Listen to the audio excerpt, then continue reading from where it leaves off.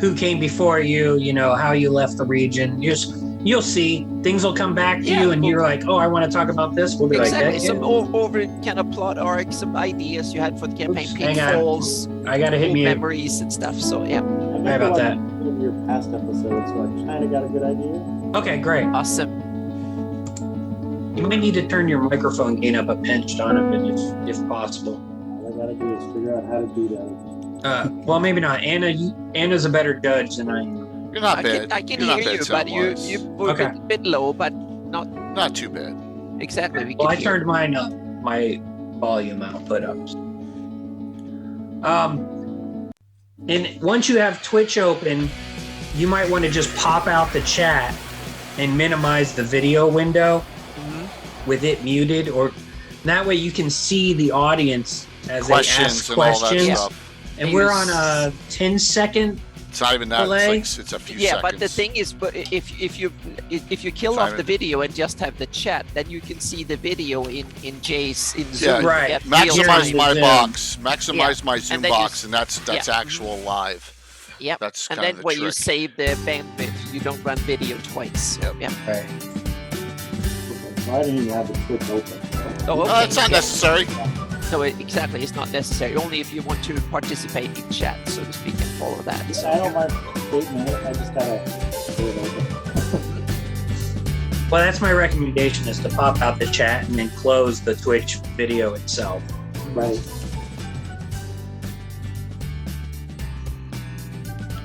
Oh, good. Josh is on bright and early to harass me. That's great. I just saw he's probably lurking. We seen Gary online. It'd be good to poke Gary. Gary's in lurk already. He's in here. So my guess is he had to go get dinner or something. But he's in chat. But I don't think he's there. I think he's lurking. That's how I do it normally. Yeah, it's okay. It's perfectly fine. I'm not getting him to pop up when I try and tag him. That's because he's probably hasn't chatted yet. But if you go into the list under VIP, he's there. Oh, I don't even know how to do all that. Users in chat. Yeah. Oh, he's Peace Measure. He's not Pluffit. Yeah, Peace Measure. Exactly, Peace Measure. Yeah. Come on, Gary. Where are you at? My guess is he's not. He's not there. That's still not letting me get him. Right, you got to type it in, because if he hasn't acted at all and chatted at all once, then it won't work. Well, I tried the @ symbol in front of him and it didn't work. Oh well.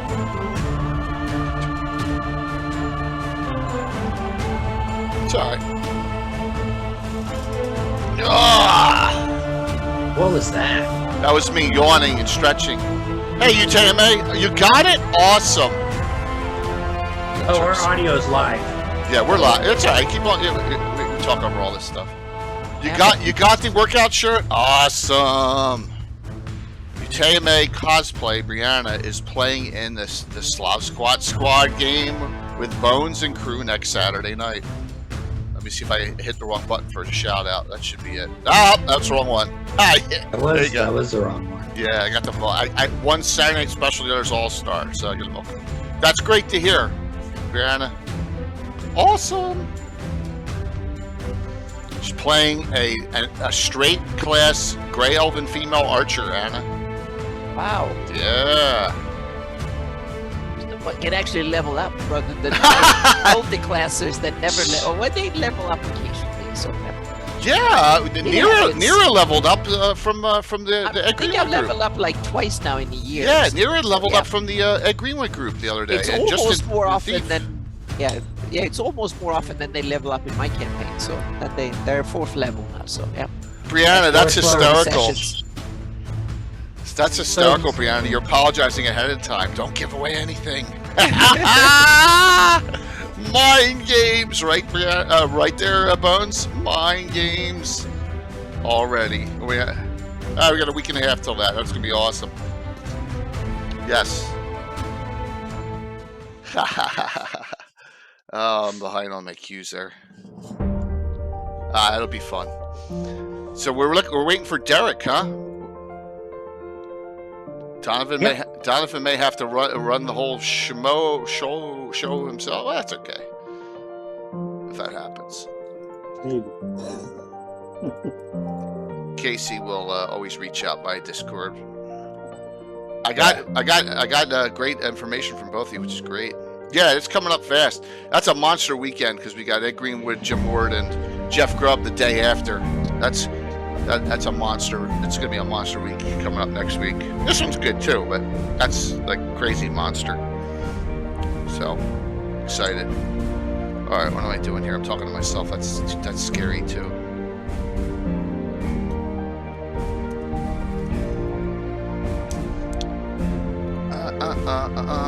Sure, I sent Derek the Zoom link. Cool. That'll help. Yeah, I'm pretty sure I did. Well, if not, just let me know. There's anything you need to do. Oh, he's getting set up now. Awesome. We're good. So, what's up, Zump? It's going to be a fun discussion tonight. Because everyone wants to know how those damn Fultians or Fultus worshippers or whatever you're going to...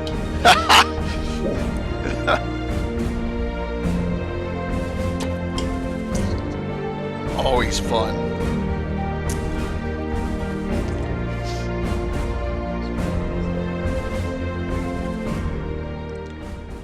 How about that? Is the audio better that way? That's good. Oh, that sounds It's great. really That's good. Yep. Okay. Mm-hmm.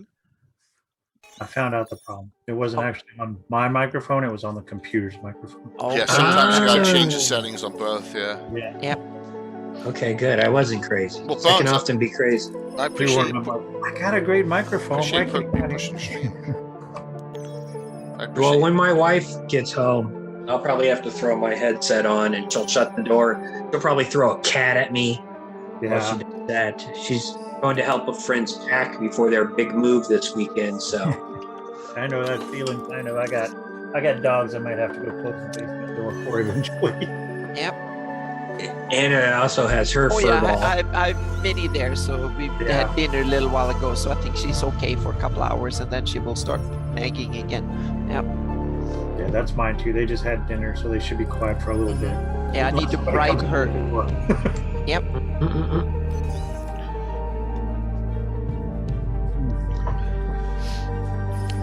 Let's see. I say this 100 times. My sponsors all owe me new vids. Yeah. Well, this one is like 10 minents long. Yeah, but it's not that old, so that's it's the not. newest one. They kind of, yeah. I got a couple. I don't have the time. It's just, I'm like, it's just so much going on. Well, it's Awesome. them who should take the time and get you new videos. It's not your job. Yeah, that's so true. But I want to play some new stuff. Here comes Derek.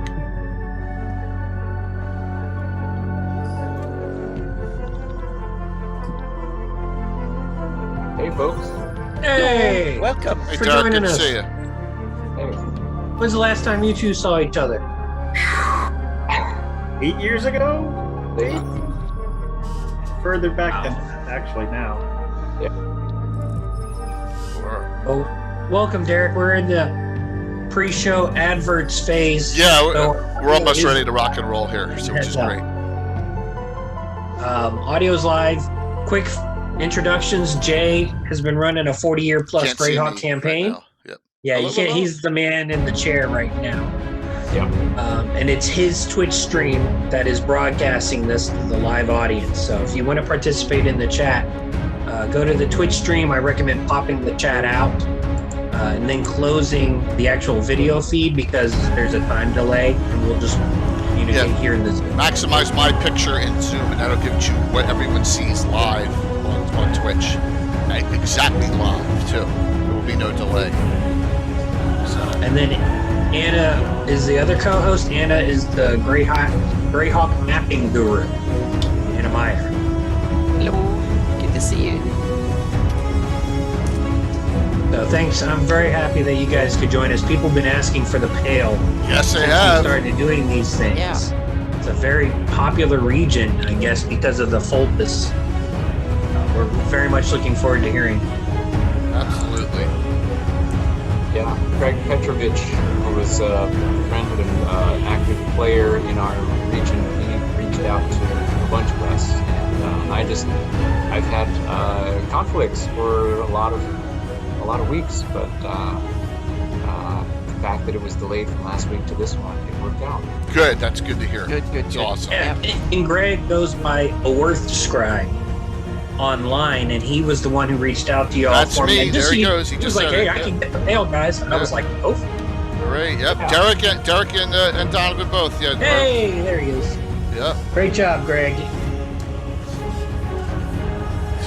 Whoops! I hit the wrong button. I think Woo, Jay see how should quick cheat that and was. make sure that Greg wins a drawing tonight But then, because he helped put this together. cheating. Yes, but don't tell him you're gonna I cheat. never cheat. So I didn't started it up yet, but that's tonight. There we go. So welcome everyone as we're get the entrance screen on here. Them being on is a reward. That's cool too, man. So the pale. So we've done this for over what 2 years now. Oh, easily at this Yeah. point. I think We're I getting- did my first show with Anna and Mike early in 2019, if not Yeah. 2018. I forget at this Right. point. Something like that. And then, Vince, but give me a second. I'll bring it on in a second here. Yeah, and then Come we started live. with the LG, going through the Living Greyhawk triads and stuff like a bit over 2 years ago, I think. Yeah, like just looking at, I've got a tracking sheet. Episode 45 was divers. Episode 35. Oh, so Toast that we Mix. started that early. Yeah. Yeah, absolutely. That's We great. go back at least to show 35. Oh, wow. Yep. And this is, Jay said, 154. 154. Yep. And we do these, we try to do these once a month, Donovan and Derek. Last year we only did 3. It was a very busy time in my life. We Wasn't did some able to really- special. We did some special recognize. shows though too. Didn't We you know? did. But this year so far, we've done, this will be the 5th show. We missed May because of my honeymoon and other things, but Congratulations. thank Yeah. you. It was 2 years delayed because of Oh, COVID. wow. Cool. Yeah, Coming live, everyone. we made it to Ireland and we made it back. Nice. I kind of want to win the lottery and go spend a year over there just driving around. It was awesome. We're too old for that stuff, man. Well, That's that's the why I sad buy thing. tickets. That's the sad thing is we're all too old to do all that anymore. Good evening, everyone. Welcome. I'm Jake Lord Gazumba, and we got another great monthly Living Greyhawk discussion here. A location, an area we have never had on before, so we're really excited about this. With me, now please note, Greyhawk Mike Bridges will only be on now every other week because he does have a game he started, which is cool. I said, Mike, don't miss out a game with your friends. We'll work things out. So Mike will be on like next week. No worries there. But we got oh, look at that. Here comes raid number 1 in Mike Disney. We got Casey Brown on, who always helps co-host all these Living Greyhawk ones. And Mike, thanks for the raid. We also have the legendary Anna B. Meyer on, and with us 2 triads. And hopefully I say the names correctly. And if I don't, I guess I'm not that smart here. But we got Donovan Hicks and Derek Schubert. Correct? Yeah. Welcome, gentlemen. Welcome. And we just got a large raid in from our good friend Art of Mike Disney. Mike, that was very kind of you. We got the giveaways going. Let me show them real quick what we got. So I know. Everyone's got. Did you ever see Fast Times at Ridgemont High when the guy says the science teacher goes, I started on Sankis to have a heart. I just have that. I feel like that today. I feel like I need caffeine, a ton of it. So what we're going to do for at least one winner is we'll give away either your choice of The Adventure Begins by Roger Moore, who we just had on the show, Treasures of Greyhawk, and then one of these 4 modules as well. So please feel free to sign up. We get a decent size, certain hype train. I'll do a second one. So there you go. So, gentlemen, thank you and welcome. Casey, I'm going to let Casey take away the first set of questions here, and I'm going to relax a little bit and just mod the chat here. Casey, you always have the great questions here in Living. Thank you. Discussions. This is the easy part where I just asked both of you, how did you get into Living Greyhawk? What was your Greyhawk experience before that? RPGA experience, Living City, and go, Donovan. Put me on the hot seat first. I guess my Living Greyhawk, well, my Greyhawk experience before Living Greyhawk was Second just video. back in the first edition days, right? That's where I started playing, and that was the campaign world for that era, right? So we all kind of played in it a little bit here and there.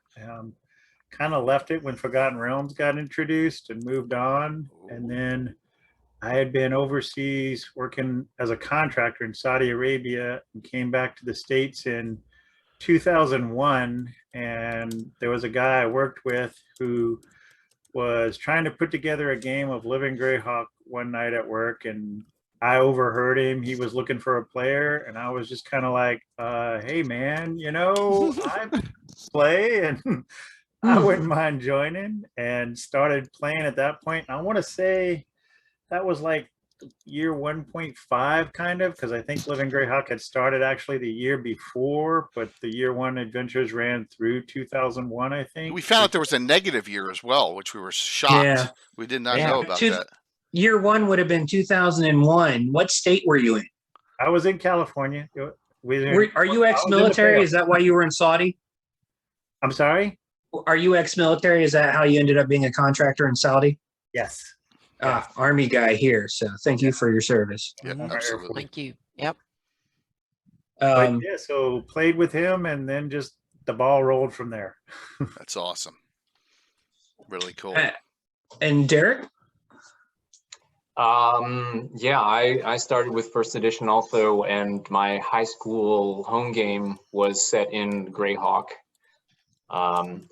And when I went to college, and then after college and grad school, my time for gaming was kind of sporadic.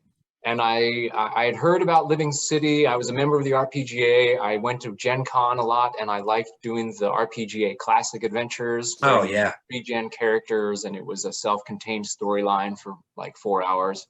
Yeah. And then in 2000, I heard that Living City was wrapping up, and with the start of D&D 3rd edition, Living Greyhawk was starting. So I thought that this would be a great time to get in on the ground floor, so to speak. So I played those first adventures there at Gen Con 2000. Oh, wow. You were there at the beginning.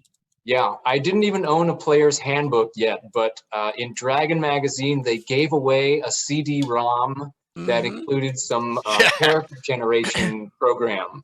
No kidding. So I got my buddies we made our characters using this CD-ROM, having no idea of the rules that we were. You'd never played before then? No, that's right. Oh, wow. Just sort of blindly made 3rd edition characters and jumped in. That's and awesome. then when I was living in Northern California then also, when I got back, I saw that there were a bunch of other people who were playing. So I was able to play Living Greyhawk there, and then soon brought my my old Gen Con crew into it, so that we could have characters that we could play from year to year, and then we got into all the regional conventions, and it was really a highlight of our gaming history. Well, that's something we should touch on real quick for our audience members who aren't familiar with Living campaigns. Living City was an RPGA campaign set in the Forgotten Realms in, was it Raven? What's the name of that town? Ravensbluff, right. And it was very high fantasy, very Monty Hall, low-level characters would end up with +5 weapons kind of campaign, from what I heard. I didn't play it, but that's what my buddies in Texas would tell me. Living Greyhawk was the 3rd edition default campaign, because Greyhawk was the default for 3rd edition for the gods and the setting and everything else. And the fact that you were at Gen Con 2000 is very awesome. You were in on the ground floor, and the Living campaign allowed you to take your character, and unlike a home campaign where, I play character A with, one Dungeon Master J, I can't take the same iteration of that character to Anna's game or someone else's game. Living campaign allowed you to create one character, travel anywhere in the world that had a Living Greyhawk game, and play that character if it was the appropriate level adventure to play it. I kind of like that. It was nice because I got to play in England and I want to say Denmark at one point in time during Living Greyhawk. Wow. So England was on wall. Yes. I know that. Denmark, it's escaping me without looking it up. It but, was Neri, I think, with the other Alyssa, Scandinavian. Neri, you got it. Yeah, we had the fins on. We had the fins on for Neri. they were all the Yeah, Nordics you're were right. Neri, You had I think. Yuka Yeah. and Sampa. Yeah. I Sampa never on it. played in a Swedish game, but I knew that was the region that Sweden and Denmark and Norway and Finland belonged to. And I don't know about Iceland, but I don't know if there were anyone playing in Iceland, but all the Derek, other Nordics, yeah. Sorry, Derek, did you get to travel anywhere to play other than Gen Con?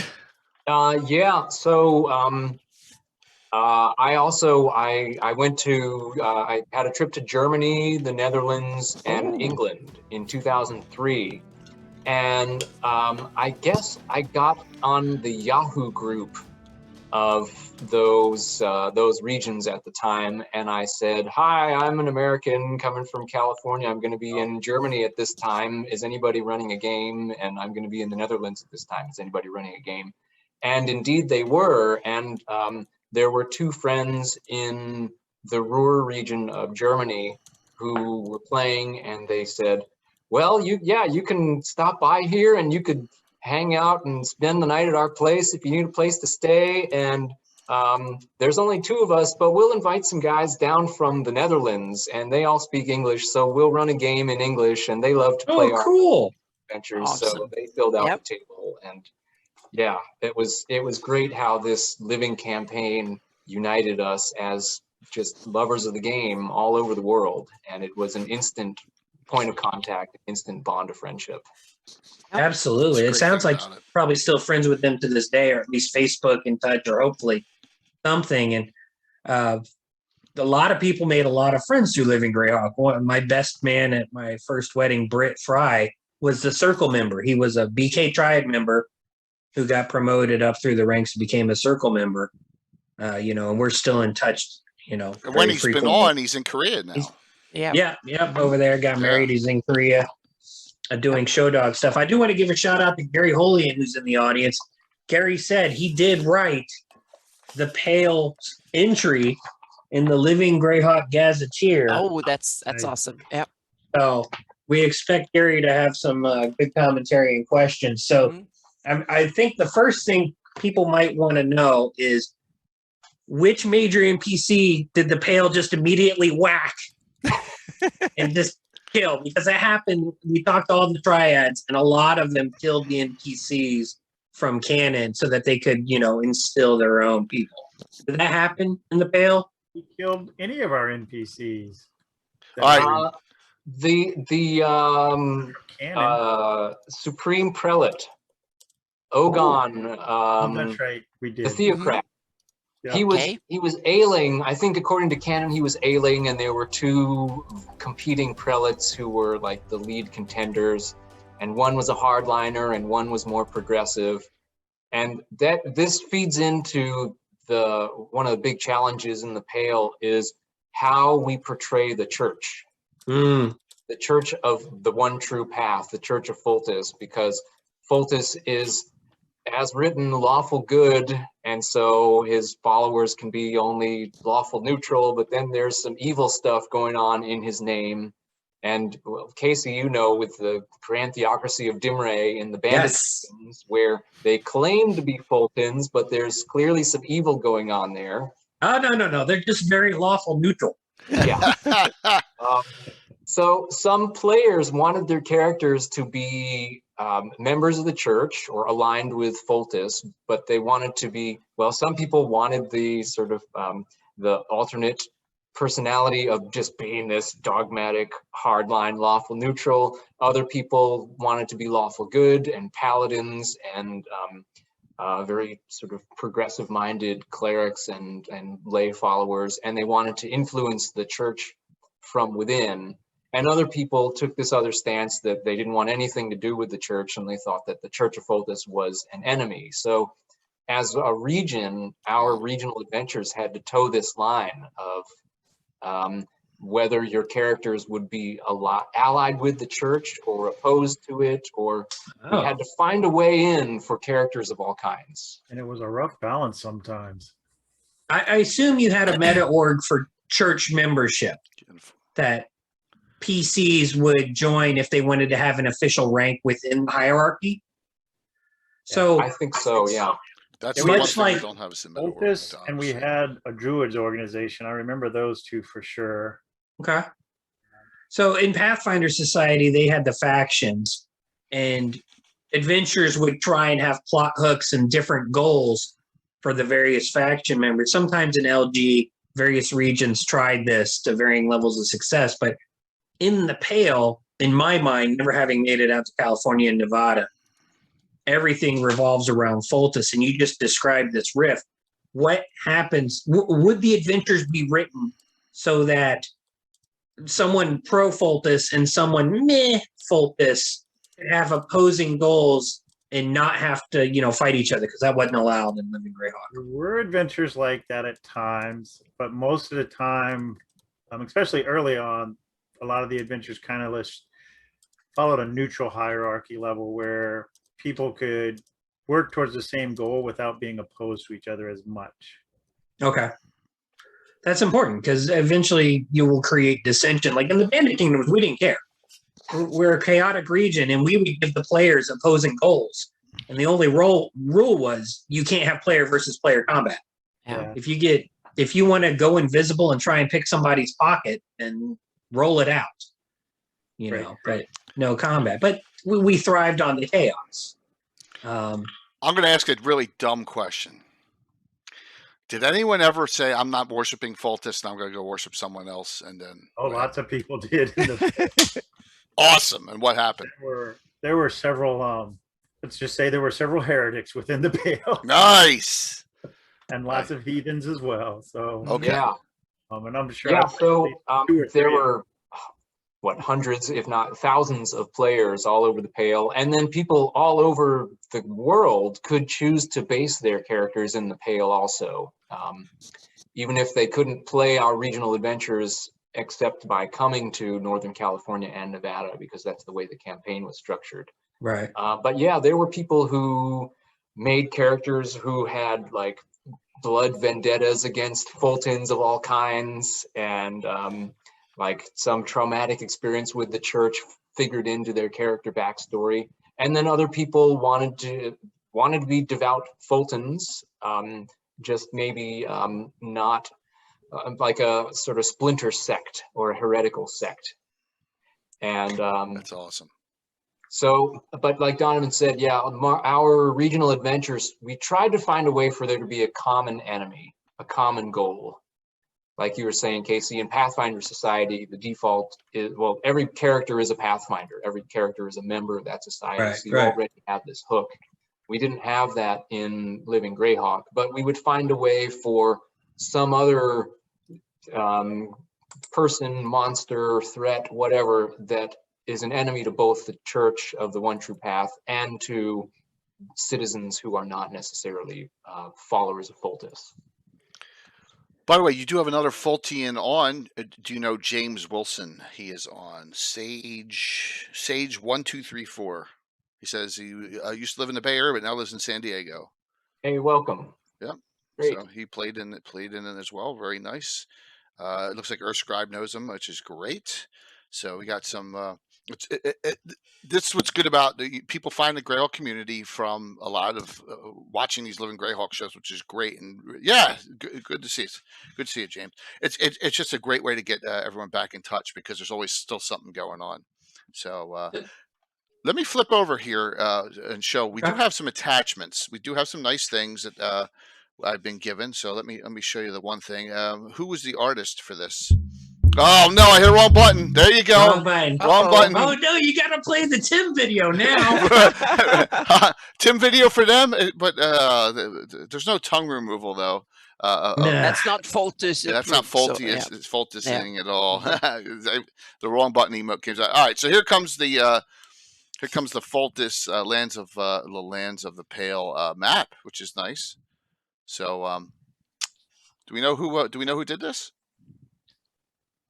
I think, well, I got it at least from David Baker. Okay. David Baker was a prolific author, GM, booster of the campaign, who I think various Triad members over the years tried to recruit to become a Triad member himself, but he always preferred to work behind the scenes and be and do things without the sort of burden of being that public face of the Triad. So I don't know whether he created this or whether somebody else did. I did some Photoshop work here of adding some cities and some roads and things based on the template that David had given me.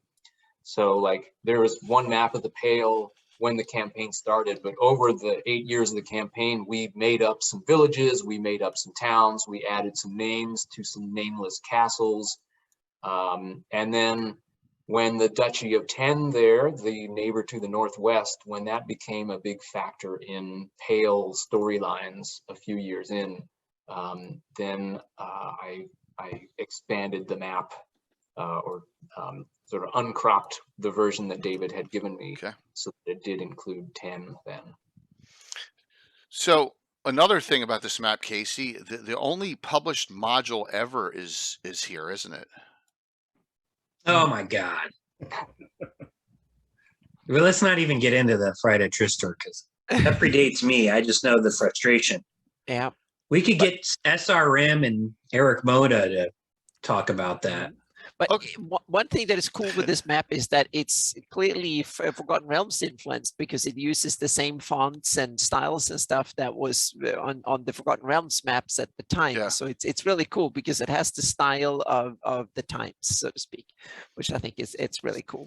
Has the style of almost the Marklands and Eyes Evil almost too.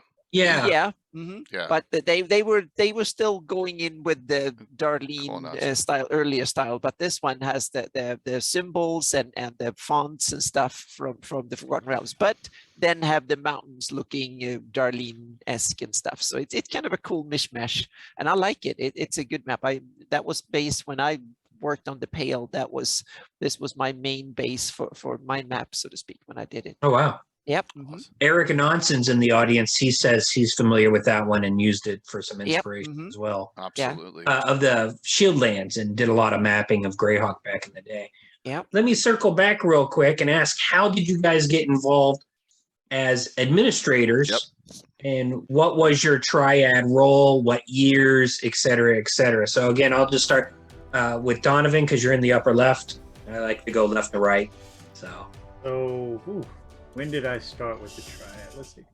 So I guess I got interested in being a part of the Triad probably around year 3. And I wrote at least the first module that I ever wrote for Living Greyhawk in year 3. And I think I wrote 2 that year. And the third one came out actually at the beginning of year 4. And I want to say actually became a member of the Triad like year 5. And just those early days, we had a pretty steady Triad for like the first 3, maybe into year 4. Oh, no kidding. At least after the first initial Triad, they went away, I think, in year 2. And you had Bart Scott and Robert and Pete. Derek will probably remember their last names, but they were the Triad from Pete was from year 1 till year 4, I think. And Bart was year 2 through year 3, maybe into year 4, probably into year 4. And then Robert, I think, was the same from year 2 to around year 4. And then I came in either late year 4, early year 5. And I think Derek was right around the same time. And we just kind of seemed like there weren't a lot of people interested in being the Triad anymore at that time. There was some burnout going on. I think there might have been a little bit of controversy amongst the current Triad just before we took over. Maybe, I'm not sure there, but we took over and had some ideas that were kind of left over with tying off threads from the earlier Triads that had kind of been abandoned due to, and I know some of the backstory, but I don't want to go into it directly since I wasn't really involved. But there seemed to be some disagreement between the meta regional coordinator and our Triad as to who the actual, or I should say, what the big bad guy could be. And What- so I'm treasure- Nomada says Pete Willis, question mark. Pete Willis, yes, Pete Okay. Willis. Okay. Because we've had Craig Thank and you. John on in the Yeah. past. Craig Hire here, John Jenks. Yeah, so I guess I could say what I always heard was that the original big bad guy for the Pale had been planned out to be a white dragon at the end, Huh. first 5-year arc. And I guess later into everything, there was a determination that dragons could not be big bad guys for regions. So, Okay, so that was in the writing guidelines from Yep. the RPGA and the Circle. You Right. had to get special permission to use true dragons. yes. And so that storyline kind of got abandoned a little bit, and we kind of had no mainstream storyline for a couple years, it seemed like. I mean, that one had been there and it had just kind of been left sitting for a while, and we came in and kind of picked it up again Cool. and made some changes and moved it forward to, I want to say we actually finished it in the end. So And for the audience, Living Greyhawk originally had like a 5-year mandate, like Star Trek, right? They were told to do a 5-year kind of plot arc. Was the original goal, and once year 5 rolled around, the RPGA and the Circle said, "Okay, for your next one, think in 3 years." And what we all didn't know at that time was that they already knew they were working on 4th edition. They knew Living Greyhawk was going to end sometime around 2008, presumably. So they told us do 3 years. So for this 5-year, a lot of regions experienced a lot of turnover as they wrapped up these long plot arcs. It sounds like you guys were pretty stable from the beginning because, like, for instance, in the Bandit Kingdoms, we had triads who started in year 0 and didn't even make it to year 1. They barely worked on the campaign, then they got burned out. And we've talked about the burnout on other shows with other triads where we were working 20 to 60 hours a week on the campaign, and a lot of us were grad students. We were single or not married or no kids at the time. You know, we weren't adulting, living in somebody's basement or with room, you know, whatever the situation was.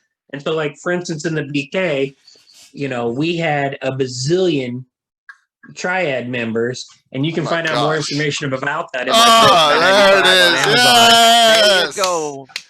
You plugged it. Yeah, good. Shameless book. Mike's not here. I had to do it past 1,000 copies sold in the past year or something. That's so awesome. But yeah, our triads did remain fairly stable. I want to say most of our triads did 2 to 3 year stints after the first one. I think and I can't even remember Katie and Brian, but I don't remember their last names. They only did like a year, but I think everybody else after that did at least 2-year stints. cool. And did you have a particular role, Donovan? And Derek, I'm about to ask you all these questions too before we circle back to the White Dragon, because dragons and Living Greyhawk are one of my passions. But Donovan, were you like the meta org guy or the module author guy or the public point of contact guy or all three? How did you guys divide responsibilities in the region? Initially, I think I was designated the Arthur guy, the guy who helped to organize writers for their adventures and kind of did the editing load on that. Although, as I say that was official designations, right? And, Right. but Derek and I shared a lot of that load. We all crossed over in a lot of the regions. We all kind of shared the burden. Yeah, because I mean, during that time period, I wrote a lot of the modules.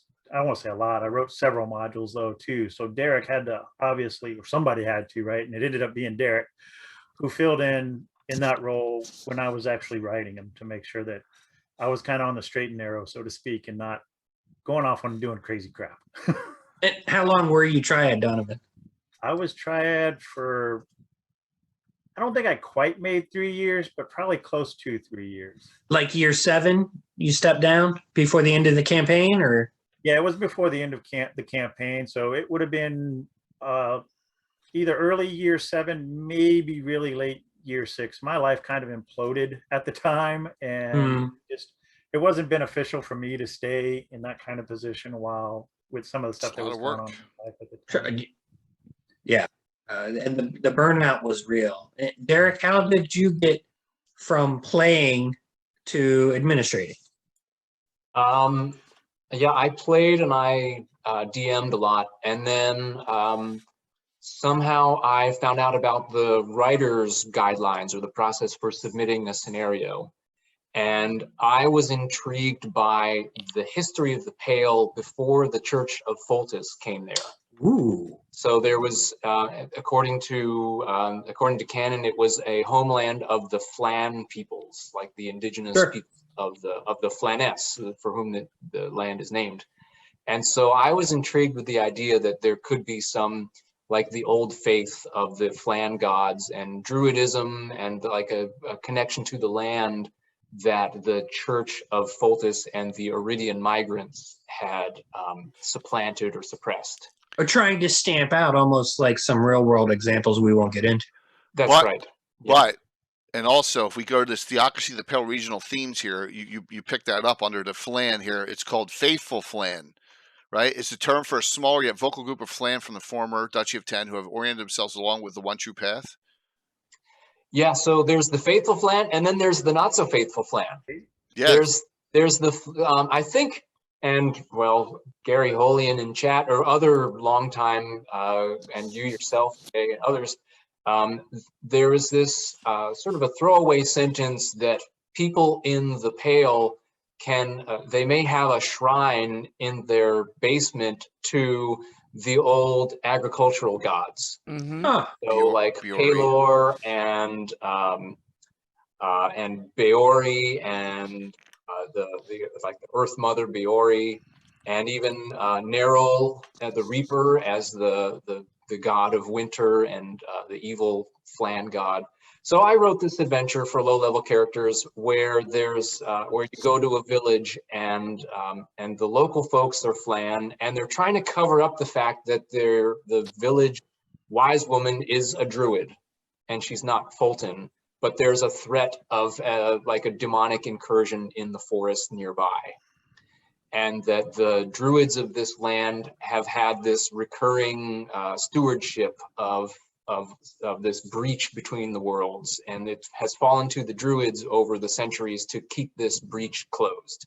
Oh, cool. But something has gone wrong, and a villain who is posing as a Fulton, working for like these wheels within wheels, working for some other benefit, some other patron, has clamped down and claims that the church is now stopping this druid from doing these pagan rituals, which then releases the demonic, it lets this breach fester and open. And so the characters have to step in and stop this.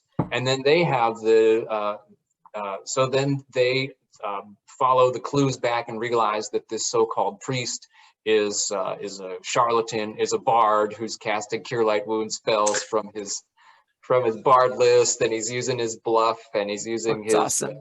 Nice disguise skill and stuff like God, that. I love charlatans. That's a great idea. Yeah. So I wrote this adventure, it was approved, and Robert Weiss, who was on the Triad, he was a longtime RPGA administrator, volunteer. He had run conventions, he had written lots of classic scenarios. He was a great writing mentor. So, nice. So I got involved with that, and then just had then ideas to write sequels to that. And Nick Tulloch, who's brother to Chris Tulloch, one of the other campaign administrators. Yeah, I know Chris. Lived locally. So Nick and I had become friends through living Greyhawk, and Nick was on the Triad for a while.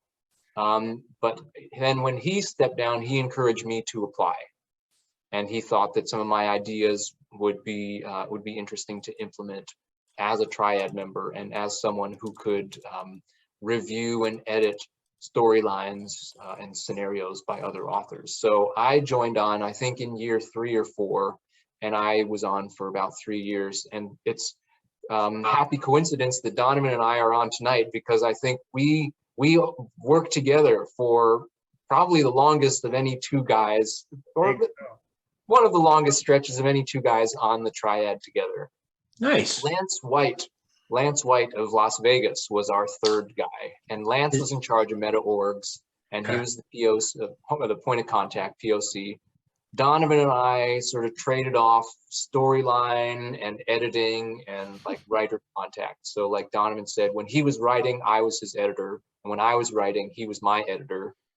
And we could we helped each other through the frustrations and aggravations and potential burnout, and encourage one another to keep going. And I think it really helped. Don really helped me enjoy my time as a Triad member. Yeah. That's definitely a fact on Friend and colleague.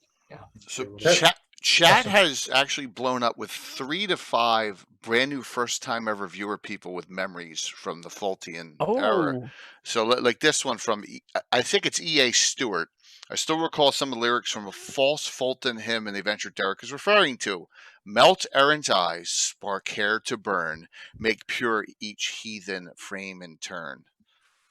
Eric Wow. Stewart, yeah. There you Eric go. Was he was a very avid player, DM. He really got into characterization and deep character backstory.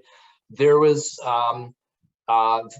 again, like a one line in some Greyhawk supplement that said that the national anthem or the anthem of the Church of Fultus was "Oh Blinding Light." It's in the Gary Holian wants you to sing it. From the Ashes box set. Yeah. So there may be some versions of the lyrics out there that either Gary Gygax or Gary Holian had come up with. I realized that "Oh Blinding Light" had the same cadence as "Oh Canada." So I looked up the lyrics to "Oh Canada," and then I made up my own version of "Oh Blinding Light" using that tune.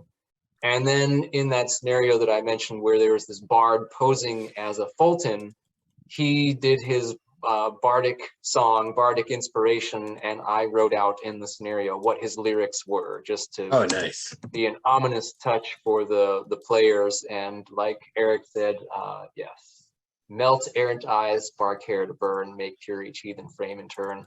So this is an evil bard who is posing as a hardline Fulton priest, and using this corruption of a song as his bardic song. So pretty awesome. I'm Nomadus also said Jody Soares told me this is happening, so I logged in. This is Bobo. Oh, Bobo, hello. Yes. So yep. And thank you all new people. Thank you all. That's great because, like I said, this hopefully this gets together some more of the community. I'm also gonna shout out some Discords for you all too. So, but wow.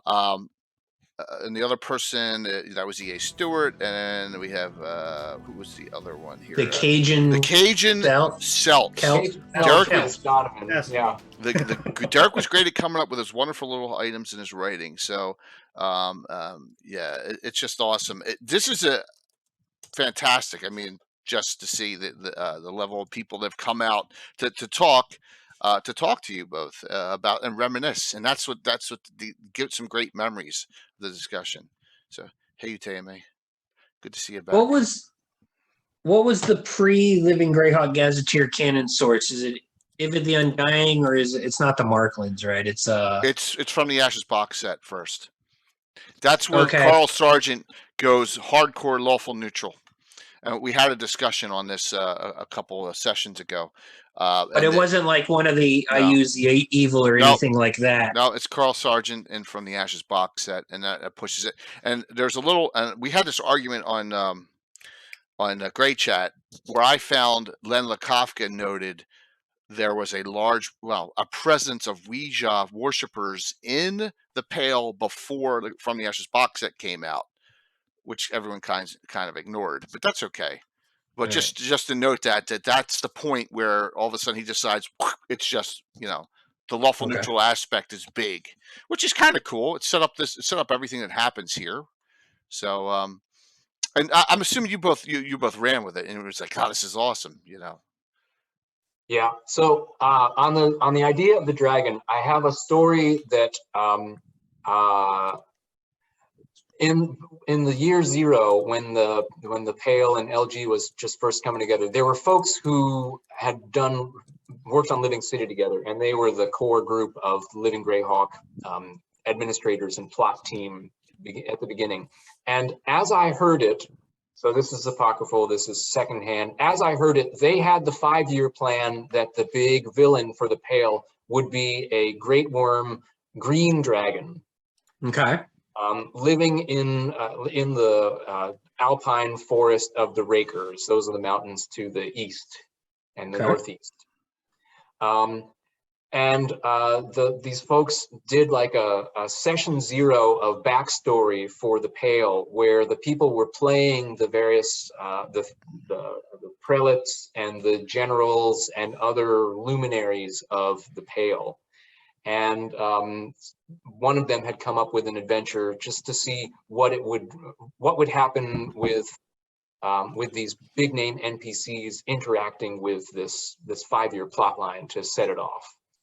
And one of them, who was playing the prelate Maximilian, no, it was prelate Theoman Baslet, the conservative prelate. I think it was Bart Scott playing him. He had found in the new D&D 3rd edition rules that the spell Harm had no saving throw, and it would instantly reduce the target to 1d4 hit points. 3.0. 3.0. That's First right. edition had the same thing. It was just touch. No Oh, save. There's no save on Yep. Harm. You had to make your attack roll, and Yeah, right, yeah. that's why there was no saving throw in 3.0. Right. Heal and harm. So yeah. They fixed that in but 3.0. But in 3rd edition, you know, characters could have 500 hit points, whereas in 1st edition, True. Demogorgon 70, with 200 hit points, or maybe gods with 400 hit points was the most you'd have. True. Right. But a Great Worm Dragon could have 500 or 600 or 700 hit points. But Theoman Baslet touches with a harm and then like a quickened inflict light wounds. Yeah, that's how you do it. Yep. And That was the cheese in 3.0. Killed the dragon that was supposed to be the major villain for all 5 years. So that upended this plot, and but then to pick up the Best laid pieces plans. from that was this nebulous villain called Winterwind, and the Triad members and the authors in year 1. I think it was in year 1, they started dropping these hints that Winterwind was this big villain lurking out there in the Rakers and posing a menace to the Pale. And I think none of them admitted to knowing what Winterwind really was. Like it was, most players thought that it was a white dragon. And I think maybe Donovan, did you ask, did it be a white dragon, but that it didn't go through? I didn't ask that it be a white dragon. I had heard that Bartnum had actually asked for the white dragon and it didn't go through. And I heard that through the grapevine. So I, like your knowledge, right? It's hypocritical. I don't know if it was true or not. But yeah, like you're saying, right? It was always this big anonymous out there who we knew a name of, but we didn't really know what it was or anything like that. And then when we kind of took over, we created who Winterwind was, and we kind of moved forward with that whole storyline. That's right. Yep.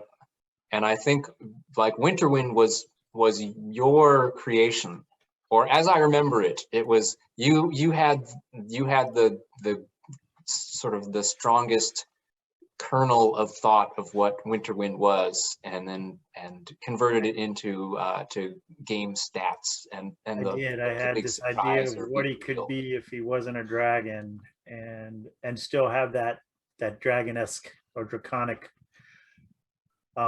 lore to him, and it worked well. I think one of the final changes we made to him didn't sit well with some of the prior Triad who had come up with some previous NPCs that we used or abused, as the case may be in their mind.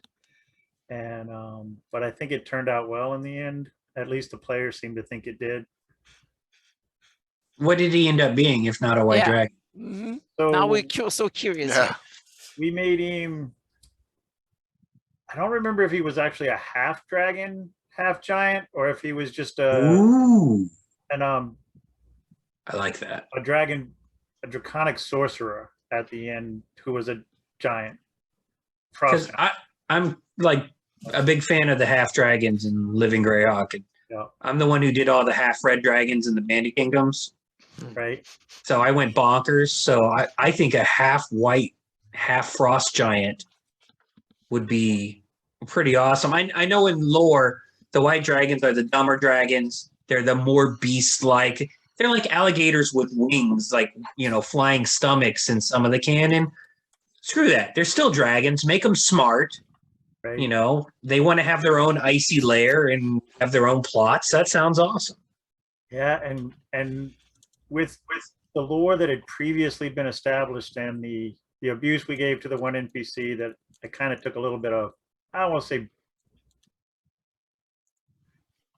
it was bad ribbing, but I was talked about for my use of the NPC we ended up actually converting into Winterwind in the end.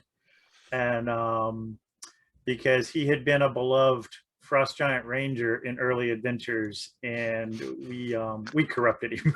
Or I should say I corrupted him. I'll take responsibility for it. Derek allowed it to happen, but I did it. But yeah, so with the tie-ins with the earlier modules that had been done with him and everything, it ended up being this really long plot that, you know, even though we didn't mean for it to quite be that way, because of the way we did tie it together in the end, worked out to be this huge plot that he had for a while. So we had some very creative, talented authors and contributors in the Pale who were able to pick up threads that other authors had left in their scenarios and figured out ways to tie them together so that it seemed as though it had been planned all along. Oh, nice. Yeah. And when Donovan or I would get this outline, like, here's my idea for a scenario. Remember that thing that seemed totally unrelated in season 2, and then that other thing in season 1? Well, here's how they're going to work out. And Donovan and I would talk with each other and be like, that's genius. Let's make this happen. It's great writing. That's great ideas. The best. And we'd take other little threads sometimes and tie them into what they had to just make this whole cloth. Right. Smart. Yeah, the best stories in Living Greyhawk were the ones that now we would recognize as like the MCU. You have standalone adventures, but they weave the threads throughout, and then this thing shows up later. And we did the same thing with NPCs in that we made a list of NPCs from previous adventures, and we would look at it and go like, we're never going to use this guy again. No, he's stupid. Okay, well, we'll just have a scene where he dies. Because at least that way the players will recognize him. They'll be like, oh my God, they just killed so-and-so from year 3. And we had no emotional attachment to him because they were a previous Triads project. And other Triads would do that to our stuff too. But no, it's very cool that you guys were able to weave in your history that's the into way the later adventures. That's respecting the previous work, which is fantastic. Gary Rowling asked, what about the troll fens in the area that is very, very, would seem to be make the most sense Well, here. it's the kind of the most prominent geographical feature of the whole Pale, so to speak. It did, and I mean, early on we did have some adventures in there that I remember, and I think even some of the later storylines actually brought adventurers back into the troll fins again for some specific activities. But I mean, it was hard to use it consistently, right? Because it's in the name, right? We didn't want trolls in every adventure. Oh, you should have. They were definitely present in the Pale, and we knew they were there. Yeah, and I think maybe once or twice we did the thing of making like a half red dragon troll or a half black dragon troll. So they're immune to fire and they're immune to acid. That's right. Yeah. So there's like you're expecting to use fire against the troll to stop the regeneration or use acid against it.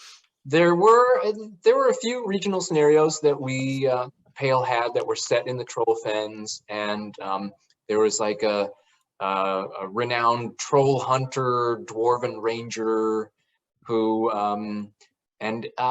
didn't he have a troll buddy, a troll who had somehow seen the light and become a monk? I want to say he did, at least when we first met him in the troll fens. Yeah, there was a troll monk with him, and it was kind of confusing, right? Because he hunted trolls, but he had this buddy who was a troll. Yeah. Wow. But then there were these rumors of a troll king who was unifying and like training and equipping the trolls for an invasion of the Pale. So there were regional scenarios that had to go through external review by the Circle. Yes. Or no, let's see. There was some process of review. Oh, right. Yeah. So when we do our internal editing and review, but then we'd have to submit it to the Circle for a final review. Yes. And they would Had a regional approve. coordinator who was a member of the Circle. Yeah. Right. Right. So And they could have would an approve. assistant who might help them with that. Yeah. But we could also do mini missions for like first or second level characters, or introductory Intro mods. intro mod. We could do mini missions that would give some set amount of XP and GP, no special access or favors on the adventure record. And then there were also special adventures, which would be like battle interactive. So things that would play only at conventions, where you'd have multiple tables worth and like 50 or 60 people all playing this adventure at the same time, subdivided into their tables of 6 with a GM and contributing to some big common goal. So I think there was a battle interactive set in the Troll Fens. And we had a huge table where there were just hordes of trolls coming out, and half troll this and their support, their like cannon fodder, shock troops and stuff. But there were these rumors of the Troll King who was organizing them. And I think, Donovan, at the end, didn't we reveal that the Troll King was also Winterwind? I want to say we did, because that's where we sent them in, and there was the Frost Giant village that was hidden like on the edge of the Troll Fens near the mountain somewhere. And that's where Winterwind had been raised, and they kind of got some of the clues that led them back towards him. And it led towards that also. Or we didn't say it, we implied it maybe. So I don't know that we actually outright said he was the Troll King, but I think it was implied. Yeah. Excellent. I didn't realize until looking at this map that the reason why Jay brought up Fright at Tristor is because Tristor is right there. Right. Oh, yeah. Exactly. Right. I love us. Exactly. Yep. So Gary also says the ether threat from 10 when the Drunken Circle meeting happened should have flowed into the Pale, but you guys are having none of it. Yeah, no, Did you guys catch up or hear about that on our past stream? We had who all was that, Jay? Who Stephen told us that? Radney McFarland and wasn't it Jason Bowman, James Jacobs? Yeah. Goldman and James Jacobs. They were drunk at Gen Con in a bar, and they decided that to shake things up, they were going to destroy 10. And that was how they created the idea for the ether threat arc. Makes sense now. It really explained a lot. Yeah.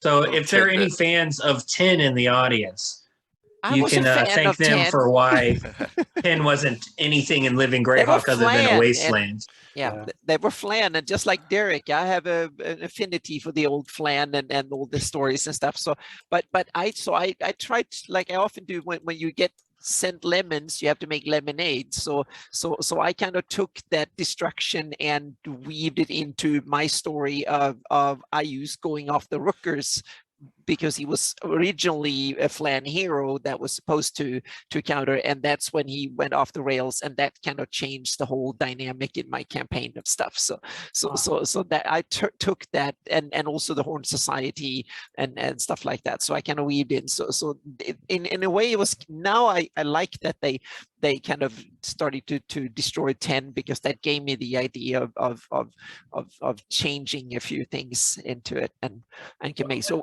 there, when you said that the old Flan and they had secret little shrines in the house and stuff, I love it. I have the same idea for my Shieldlands campaign that I've been planning for like 10 years, and that is, it's part of it. And now when during the Ayusian invasion and stuff, they're going back to the old, because there is not much else to cling on to, so to speak. So civilization ends and the old stuff is coming back. And the fall of the Great Kingdom also means that a lot of the old stuff is now resurfacing, so to speak.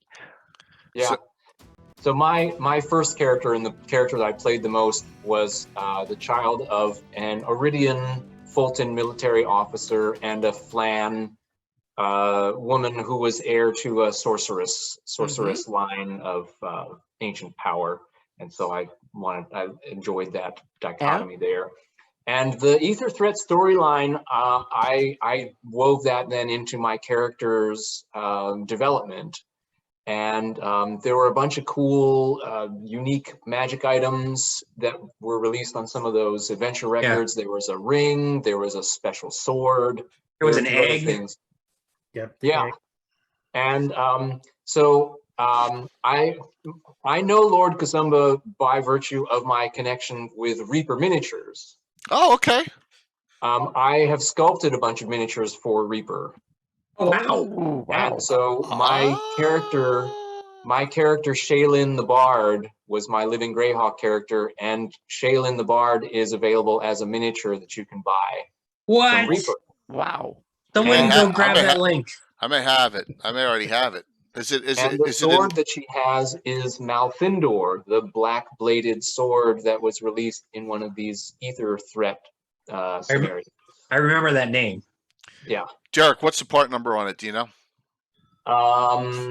Is it metal in metal? It's in metal. It's like so. It's a 4000 series, 40 something. Maybe even 3000 because it was like 15 years ago or so. But we're gonna derail here a second, Donovan, while we female Bard or find this. Hubert or whatever, you're bound to find it. Jay's game, his 40-year plus Greyhawk game, uses the ridiculous terrain. In minis. He knows the Reaper connection, so yeah. I mean, Reaper's such a great sponsor here. They're wonderful. So I'm gonna do female Bard and see if it pops up while I'm doing that. So here's a question that Gary's on, so I know this will drive him nuts. Bobo asked them about the Crashed Spaceship Arc. Oh, you had a spaceship there too. Yes. I think that's in Steve is well. Let's see. I know that there was a Return to the Barrier Peaks plot arc in, I think it was Jeff was the region because it was in a different mountain range. Yeah. The Crystal Mist or Crystal. That's right. Yep. There he is. So I think the Jeff triad had a scenario that involved the Barrier Peaks or the spaceship there. I don't think we ever did anything with that in the Pale. Okay. I don't remember doing any Crashed Spaceship Arcs. All right. Maybe. Good. Yep. Oh, okay. Great. Okay. Oh, see? The Artuk series, Rex Artuk series by David Baker. Okay, yes. All right. There was some sort of extra planetary alien plant creatures that had crashed into the area. Right. So Eric is reminding me there. Yeah.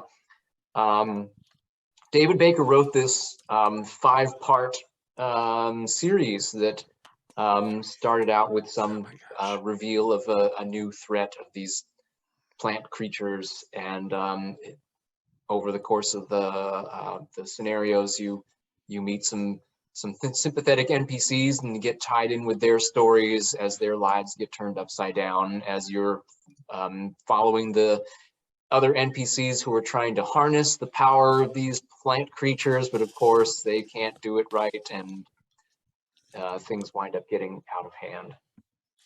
Yeah. Someone posted the link to the mini. Derek, we don't have that one. I'll order it and we'll have it for use in the future.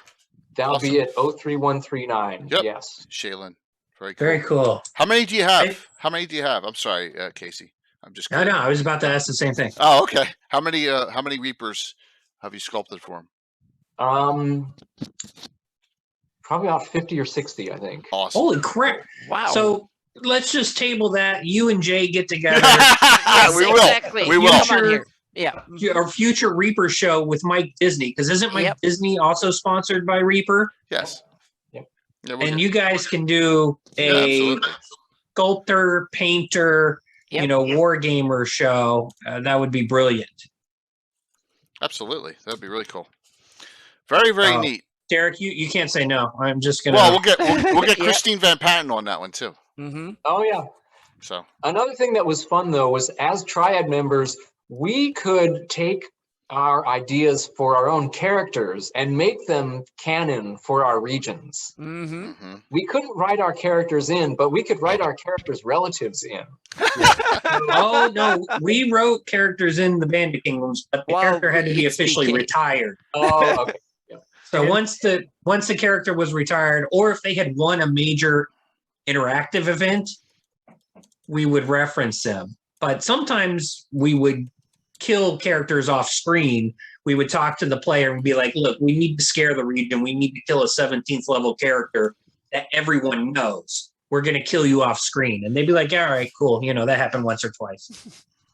Yeah. And while we couldn't use our characters and we'd use their relatives, there were also times we'd use the characters but never say their names. At least one adventure that I had made, my second character in Living Greyhawk was a paladin of Folthus, and he was one of the hardline conservative types. And he did appear in one of our adventures, though not by name, but he was on the street and talked to people, trying to convince them of the way of Folthus. And yeah, and I think it's a tradition. Yep, dating back to Gygax and his friends. Didn't catch it at all. So absolutely. Donovan, so you've explained that what was the name of that bad guy sent it us? Winterwind. Okay. I think that came from Bart Scott and Robert Weiss, if not the Triad before them. So Robert Weiss, you said, was an RPGA guy? Yeah. He wasn't Triad. He was one of the original, probably RPGA 6 or something before the circle was in place, maybe? I want to say he was that, but I want to say he was also Pale Triad at one point as well. Oh, he was like before Derek, just before Derek and I came. Okay, in. I think so. Yeah. Because one of the things I'm probably going to do for a future project that I mentioned this on one of Jay's past shows is I've begun tinkering around with the idea of writing the next book instead of just being a Bandit Kingdoms book, $9.95 on Amazon. The next book will be like the unofficial history overview of the whole campaign. And so any of these little nuggets of who the original people are, and I can get info from Mona and SRM and things like that. But that's why you'll see me jotting down names. And then Nick Tulloch, just for people in the audience, Chris Tulloch is still at Wizards of the Coast, I believe. Yeah. And he got that job, 10 to 15 years ago. He was the circle member after Bullman for the IU's meta region. So he was my nerd boss for a while. And I had great fun coming up with character build combos that would drive him absolutely nuts. My PC that I played in Jay's AD&D game, Garn the Half-Orc, I abused the RPGA reward card. The one where if you power attacked for full, you auto-stunned the bad guy. Well, I had the feat leap attack. So basically, if I won initiative and rolled anything except a natural 1, a 2 or higher, I would hit the bad guy and I would auto-stun the bad guy. And I drove Tulloch nuts doing this during a high folk playtest in year 5 or something. And I eventually got the combination banned because he was so mad at me for what I was doing. And my guy was like 7th level and he was just tearing everything up. So Tulloch's a good guy. I didn't know Nick, and I didn't know Nick was a Triad member. So that's pretty cool. Yeah, Nick wrote some core or adaptable scenarios, and he was Pale Triad. And Robert Weiss, I think, was a Triad member. I think he was my editor for my first regional scenario. Yeah. But he wrote a lot of classics. I think he wrote some Living City. He was involved as an administrator behind the scenes. He gave me the Convention Organization 101 lesson. Because maybe you've talked about it on past episodes of your Living Greyhawk lookbacks, but the regional conventions, like small weekend regional conventions, became real draws because you could play regional scenarios only in that physical place. So people had to come to Northern California or Nevada to play Pale regional scenarios. we could road trip down to Southern California to play Niron adventures, or we could go up to Oregon or Washington to play the Duchy of Ernst. Or when I was visiting my buddy who lived in DC, we could play Jeff. When I visited my buddy in Michigan, we could play Furiandi, and so on. So that it really gave rise to more little conventions that were LG specific. And some folks set up one little regional convention that I offered to organize the following year, and Robert was the guy who explained to me how you figure out getting your game masters and setting your pricing and working with the hotel and budgeting and perks for your DMs and all that kind of stuff to run a successful convention. Like a great mentor. Do you know if he was related to Sam Weiss or Sam? Robert was spelled W-I-E-S-E. Oh, okay. W-I-E-S-E. Gotcha. Not related to Sam. That name I just mentioned is a Greyhawk guy from the boards Cannon Fire, Harry's website going way back. And he was an author, maybe even a triad member for one of the like Michigan, Wisconsin areas way back in the day. And then touching on the regional aspect of the campaign, the reason why Living Greyhawk was the best campaign to this day is because of the regional nature. 4th edition, Living Forgotten Realms, they knew better, as Living Greyhawk operated on slave labor. It was on our shoulders. We were unpaid, and Wizards of the Coast got a lot of free labor out of us. After that, they've learned their lesson. You know, they've got the 5th edition campaign, D&D. What is it? D&D Adventures Guild. Yeah. Adventures Guild, right? You know, there's at least some pay going on there. But the little regional campaign con is not the same now as it was 15, 20 years ago, when you would have cons spring up. You'd have 60 to 200 people descend just to play Living Greyhawk with a little bit of Living Calamar and a little bit of maybe Living City still at the time. Or what else did we have? We had Living Force and trying to think of Living Death. Legacy of the Green Regent was another one set in the Forgotten Realms. Oh. Yeah. So 4th edition, unfortunately, didn't continue the regional system. 5th edition didn't. And it's different now. Pathfinder Society has its own popularity, but it's not regional and it's not a living campaign. Maybe the events from their big, whatever their interactives are called these days. I haven't played PFS in like 5 to 10 years at this point. But And Living whatever kind of had that regional flavor. 39 months, dude. Stick to the hard and fast. You couldn't play outside your region type scenarios. Right.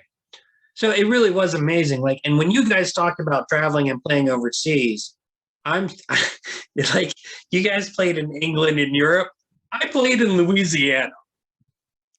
Yeah, that's crazy. Yeah, well, That's my yeomanry face right there. But we had a good time. We would go to Shreveport and we would play with the yeomanry crowd. Which is funny because I'm from Louisiana and never got to play a yeomanry adventure. They were all about, you're a farmer, do this, and maybe you can earn the right to vote, become a landowner. So on those conventions, Bobo mentions you had 25 tables going during your 5 and 6 cons. Wow. Yes. How many? Yeah. 6? How many at each table? 8? 6 plus DM. 6. 6 Yeah. with 7 with the DM. Yeah. It's still a lot. Plus, to run those adventures, you would slot 0 them. So the mod author, at least in the BK and other regions we've talked to, the mod author and the triad members would run the adventure as a playtest for their local Living Greyhawk crew and buddies. And those guys were often dungeon masters in Living Greyhawk. And then at conventions, they would be the first ones to run it. And then at later conventions, later home games, the people who've already played it would run it. So it was kind of like a gaming virus, I guess, whenever you had an adventure get released that would spread like that. So by the time you had, 25 tables at a con running one adventure, let's just say you released an adventure. I mean, that's all the tables that ran before it, too. So hundreds of players. Yeah. Well, our scenarios had to be play tested. So we would get we'd get our friends to be an adventuring party and play it. And the understanding there was that if you play tested, then you'd more than likely run it for another group of players. And before the scenario, yeah, we would run these slot zeros. So in my mind, I would imagine that I was flipping players to GMs, so that instead of taking up a player slot at the convention, they could be a dungeon master, and then they would be able to let 6 other people enjoy it as players at the convention. And when you do that, when you had players from out of region show up, your expert playing DMs could infuse the adventure with their take on the regional flavor. You know, hopefully they've had time to read the adventure. I'm not gonna lie, sometimes in the Bandit Kingdoms, we gave the DM the final version of the adventure, slapped them on the ass and said, go run it, good luck. They had play tested it, so they kind of had that muscle memory, so to speak. But when you did it the right way, the Dungeon Master had plenty of time to read the adventure, make notes, and go like, oh, here's this thing from year 2 that I really liked. I'm gonna play that up when I run it. Yeah, and the funny thing about that was, like, you had that, like I love the way you described it, that virus of DMs that you would get for the cons. But what was funny is during Living Greyhawk, and you see it some now, but during Living Greyhawk, I remember, like, you'd have weekly game days at local game stores and stuff. And I did some organization for one of those for probably a year or so before it drove me nuts, because as much as you could get DMs pretty easily for cons, getting DMs for those game nights at the local gaming stores was always a bear. You know, you'd search and search to find people who could make it for that night and to DM scenarios for you. And you knew there were people out there, but you just couldn't always quite find all the ones you needed for a night. Yep. It's always timing. Yeah. And Living Greyhawk had a release schedule that went something like this for the audience. We had about 8 or 9 regional adventures per year. It varied on various things, but 8 was the goal, 9 would be a bonus extra one. Each new regional adventure could be run for 2 calendar years. So a year 1 adventure could be played during year 1 and 2, year 4 would be year 4 and 5. So the PCs would go back in time and they might play a prequel at a higher later than they did the sequel. That was just the nature of the Living campaign, playing things out of order happened. Regional mod would be released at a convention first, 99% of the time. 1 month later, it could be ordered for game days at comic book gaming stores. 1 month after that, it could be ordered for what we call home play or home game days. So there would be an incentive to go to the cons. The new adventures were released at the cons, and you could avoid spoilers by going to the cons. You know, the results from tables at the cons would often be taken by the triad members, and they would become aggregated to become the official result. And that would be the living aspect of Living Greyhawk. If 10 out of 12 tables killed the dragon, then the dragon ended up being dead. Pretty simple concept. It was just a lot of work. Yeah. Wow. Awesome stuff. So I want to ask some detailed questions here, if that's okay. I got a lot of documents. I noticed some things. I love this paragraph right up here. Sorry, the print is small. Some new acolytes in the church are pursuing the worship of Foltest as creator and master of the universe as the lawful neutral druids. These young Fultians are trying to fill the role vacated by certain Flan druids of the old faith. The church has given official approval to the Fulton druids, but most clerics and even many citizens see this as one step from heresy. Wow. Whose idea was that? Is that yours, Donovan? Came from 2005. It was either Donovan's or it was the Hive Mind. Somehow we kicked it around. Like, the fact that a druid in 3rd edition could be any neutral alignment, just not one of the extremes. So lawful neutral druids were legal and lawful neutral followers of Foltest were legal. So why not have lawful neutral druids? Sure. I mean, and I want to say I want to say Lance might have been the one who thought they should be heretical in nature, or perceived as heretical by some of the more conservative influencers of the church. But yeah, that was definitely one that got kicked around a bit, I think, when it first came up. Yes, Gary's like, next you'll tell me there are Fultus approved fiend worshippers. I don't think they're. We didn't get quite that far. They weren't approved. I think they were out there, but they That's weren't. dim ray, Gary. Yeah. That's the Bandit Kingdom side of Fultus. So for Von Moku out there, I know he'll love this. On Nyrond, the people of the Pale view Nyrond as a decadent, failing empire. Most view lack of unity and faith as a source of Nyrond's weakness. That's great. Let's see. Many Paleates still blame Nyrond for the burning of old Wintershiven 250 years ago, which the Pale can never forget. There you go. So, no love for Nyrond there. Very cool. It was fun because Nyrond and the Pale were they're adjacent in the Flanass. They're adjacent in the Greyhawk world, and Northern California and Nevada and Southern California, I think Arizona also, that corresponded to Nyrond. So our regions did share a real world border, and a bunch of the folks from SoCal would come up to our conventions and we would go down to theirs. Okay. And in year 4 or 5, was it, that the idea of the border convention was approved. The Circle of Six approved having conventions that were within like 10 or 15 miles of the real world border, where scenarios from both contributing regions could be played. So we had a convention in Las Vegas that was both Pale and Nyrond. Nice. In Very cool. Southern Oregon, like Klamath Falls, Oregon, that was both Pale and Duchy of Ernst. Yeah. And very so nice. it was a way for regional folks from one region to travel not that far, but then get a weekend of taking in like 10 rounds of the other region's scenarios and just have a glut of gaming.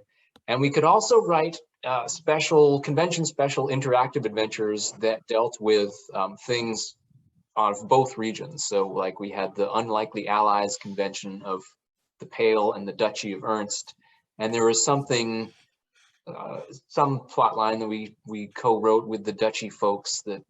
Yeah, and I don't even remember what it was now, but. Well, we had the Duchy guys on episodes 48, 78, and 91. Jonathan Dawes is a regular contributor.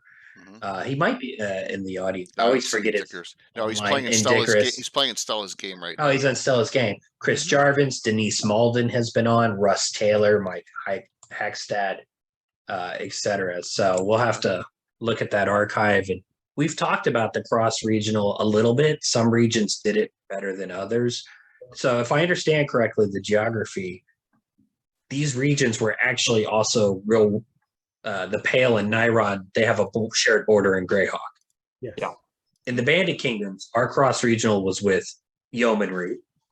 There's no border there. Well, it's kind of hard to translate. The geography works sometimes, and in some it didn't work. So, yeah.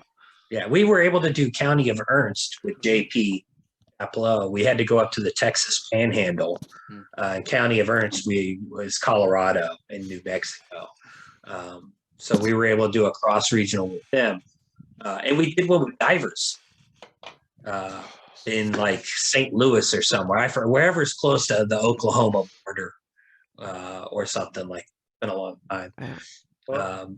So the cross-regional was a great idea, and just they should have maybe allowed it earlier, but that ties me to something else I want to circle back to. They should have had regional meta orgs so that you could have your version of the Church of Fultus like an organ, like a virus itself, to keep using that phrase. Maybe that's not the best phrase right now during the pandemic. That's well, but yeah, we understand it now. But you guys know what I mean. Yeah. Well, because the Bandit Kingdoms might have a Church of Fultus meta org, and you guys would have one, but they had no crossover. You know, we might have reached out to divers about doing a multi region meta org, but that was one of the failures, I think, of Living Greyhawk, is that there was no overarching meta orgs for the churches. That should have been a multinational. Fultus is a multinational church in the Flaness, right? So I just think it was a missed opportunity for the campaign. Well, and one of the things with cross regionals that I remember, and we didn't get to do it at a border con, and I don't remember if it was because we didn't have border cons yet or what, but it was when we actually had the Pale finally invade Flan. Or not Flan, 10, sorry. 10, yeah. Invade 10, and we did a huge battle interactive special at one of the Pale cons, and we got a huge influx of Niron players who came up there to basically defend 10 from the Pale. Oh, I love awesome. it. Yep. Yeah, and it was a big hit. I don't think the Nyrondese were happy that the Pale actually won and took over a large portion of the 10 in theory. So, but it was a lot of fun to be there when we did that interactive. So, Yeah, Bubba said that's a huge battle interactive. That's really cool. I gotta ask what this is. I popped this up. What is this? Living Greyhawk, Steiner Brewing Company drink naming contest. Oh, So attach this for suggesting the winning name of Death's Door for a drink honoring the late Maximilian Thace, the owner of the Steiner Brewing Company. More Talk has offered to allow Tell to room and is in free of charge for the next year. Who wants to take that? I remember that cert, but I'm not sure I remember how it came into being.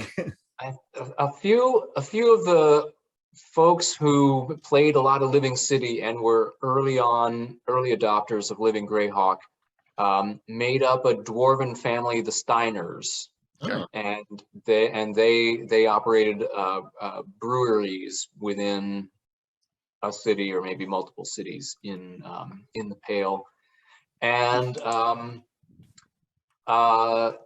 so there were these two competing prelates who were the major contenders for the theocrat position, and Theoman Baslet was the hardline conservative one, and Maximilian Thace was the progressive one.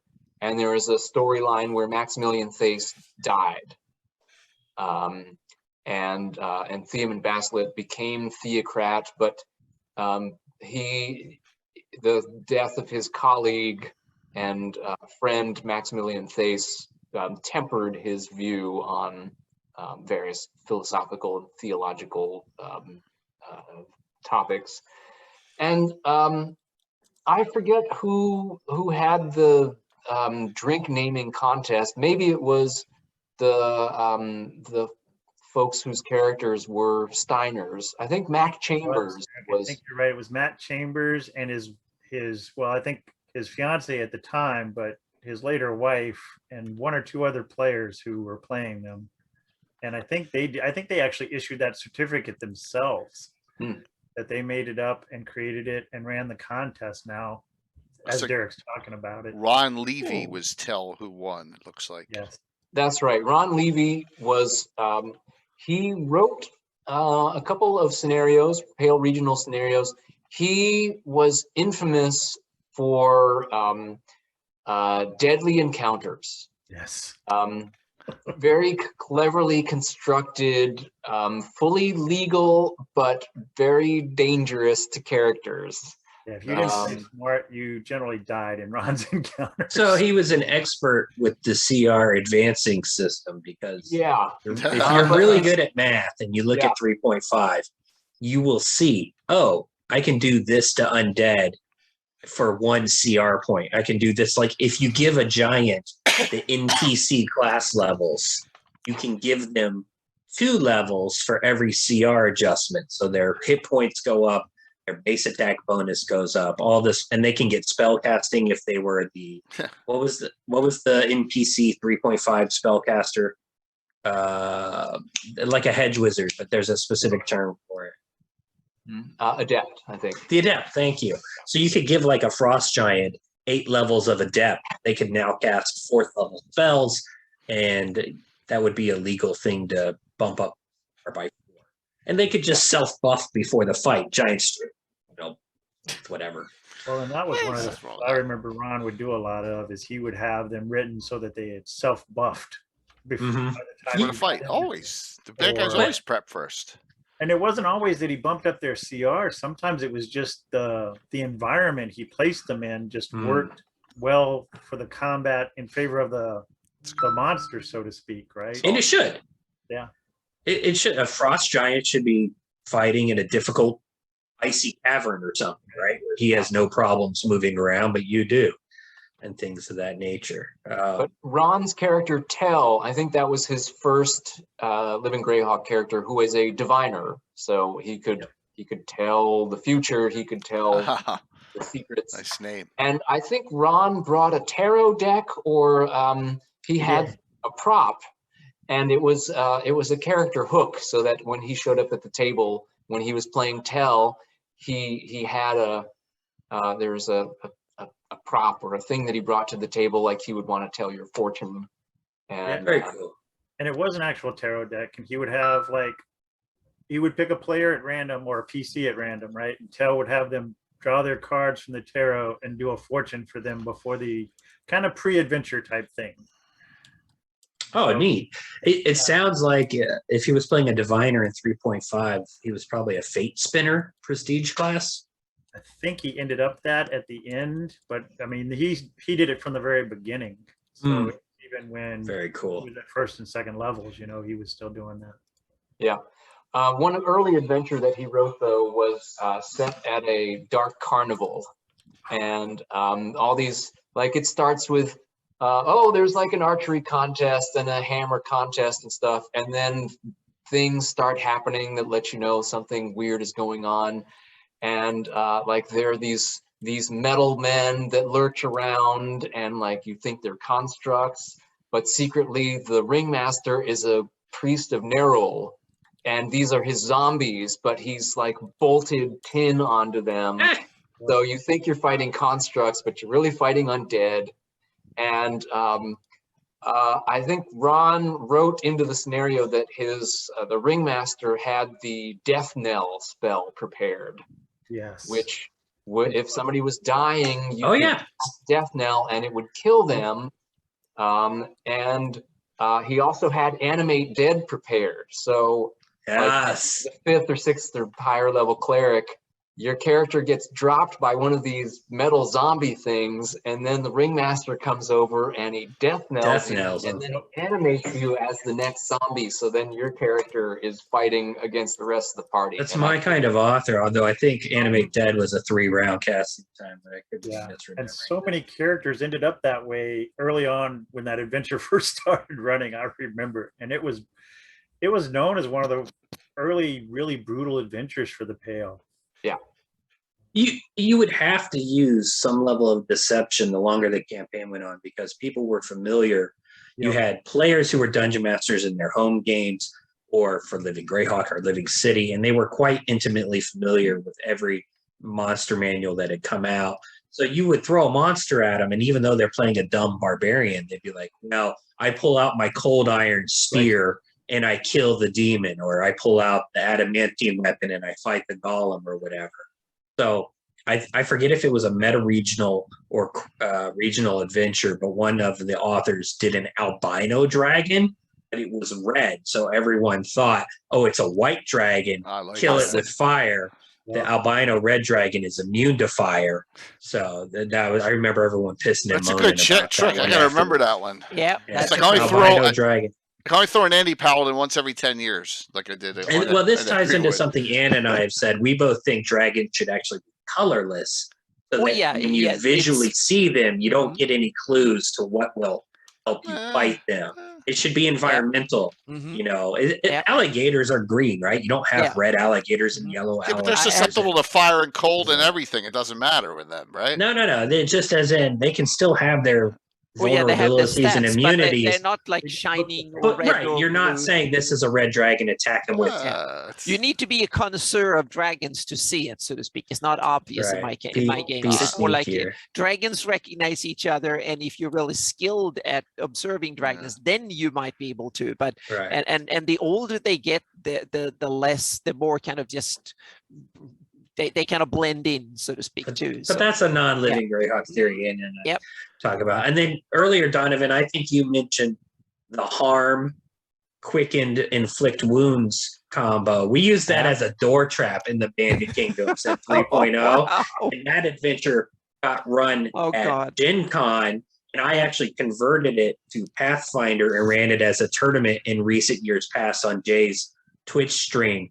But that combo, that door trap where it was harm, quickened, inflict wounds, people just stood up from their chairs screaming when they failed the wisdom saving throw, because the inflict spell at least gave you, well, it might not have in 3.0 because it had to make the touch attack. But yeah, that killed a lot of characters in 3.0. And what's funny is I think those of us who played Living Greyhawk or DM'd in Living Greyhawk or just were associated with that campaign in any way, I think a lot of us learned tricks from that even as we moved on from it, because even today I have a homebrew campaign, and though the players haven't met it yet, there's a black dragon in a northern swamp area who has white fur all over his body. So I'm waiting for the day they meet him.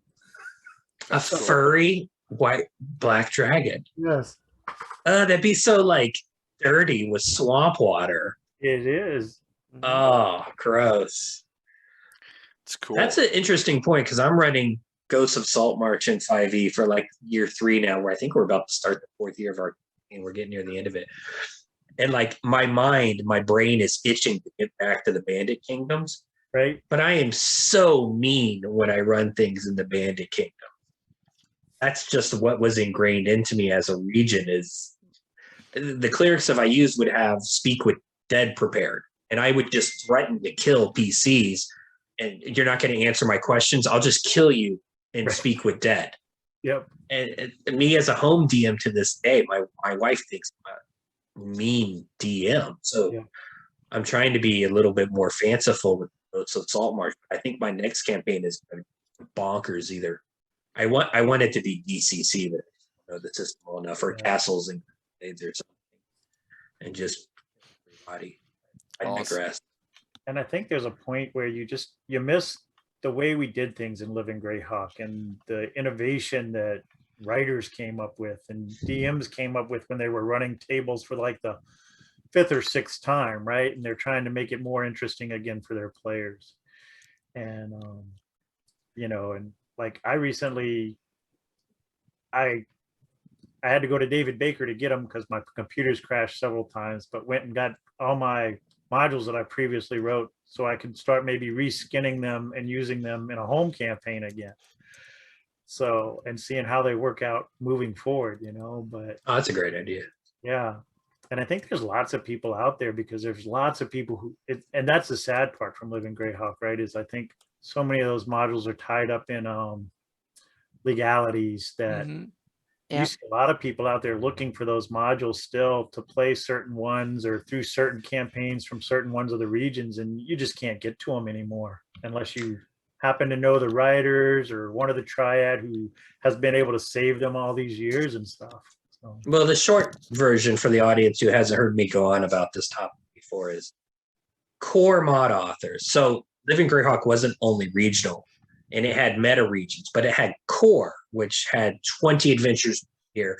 And these were set in the free city of Greyhawk, the Sea of Dust, mostly not in region places. And you guys wrote some together, and we'll touch on that here briefly. In fact, I want to do a core show in the future, so I might ask you guys to come back for that. Actually, I should. But my point about the core mods is you guys got paid for the core mod. Theoretically, they were work for hire. Therefore, Wizards of the Coast fully owns those adventures. Copyright, text, everything. So you guys would not be, I'm not saying you want to, but you wouldn't be able to republish that for Pathfinder or any other system. Even if you stripped out the Living Greyhawk IP, because you sold that story to RPGA. Your regional adventures, on the other hand, and again, I know you know this is for the audience. Your regional adventures after year 2 or year 3 were unpaid for. You actually still own the stories, but you would have to strip out the Greyhawk IP if you wanted to republish those. That's what I've done with my Bandit Kingdoms adventures. I converted them to Pathfinder 1E, and I've got like 3 or 4 of them sale on my website, cbediting.com. Another plug there, cbediting.com. And so legality-wise, it's not actually legal to share Living Greyhawk adventures because either the author has the copyright or Wizards of the Coast has the copyright. That would just be like stealing from either Wizards of the Coast or myself.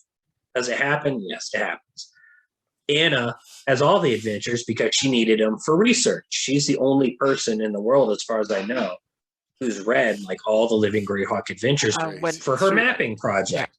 Obviously, I'm not going to care about that, neither is Wizards of the Coast or any other author. But it's a shame that RPGA failed to look ahead and say, like, okay, what are the ownership issues? When we don't pay these authors, I think they actually create IP problems for themselves. I've talked in the past at length about Britt Fry, my roommate, former Circle member, has a law degree. We think that they've lost some control of their IP by doing the regional system and not paying us.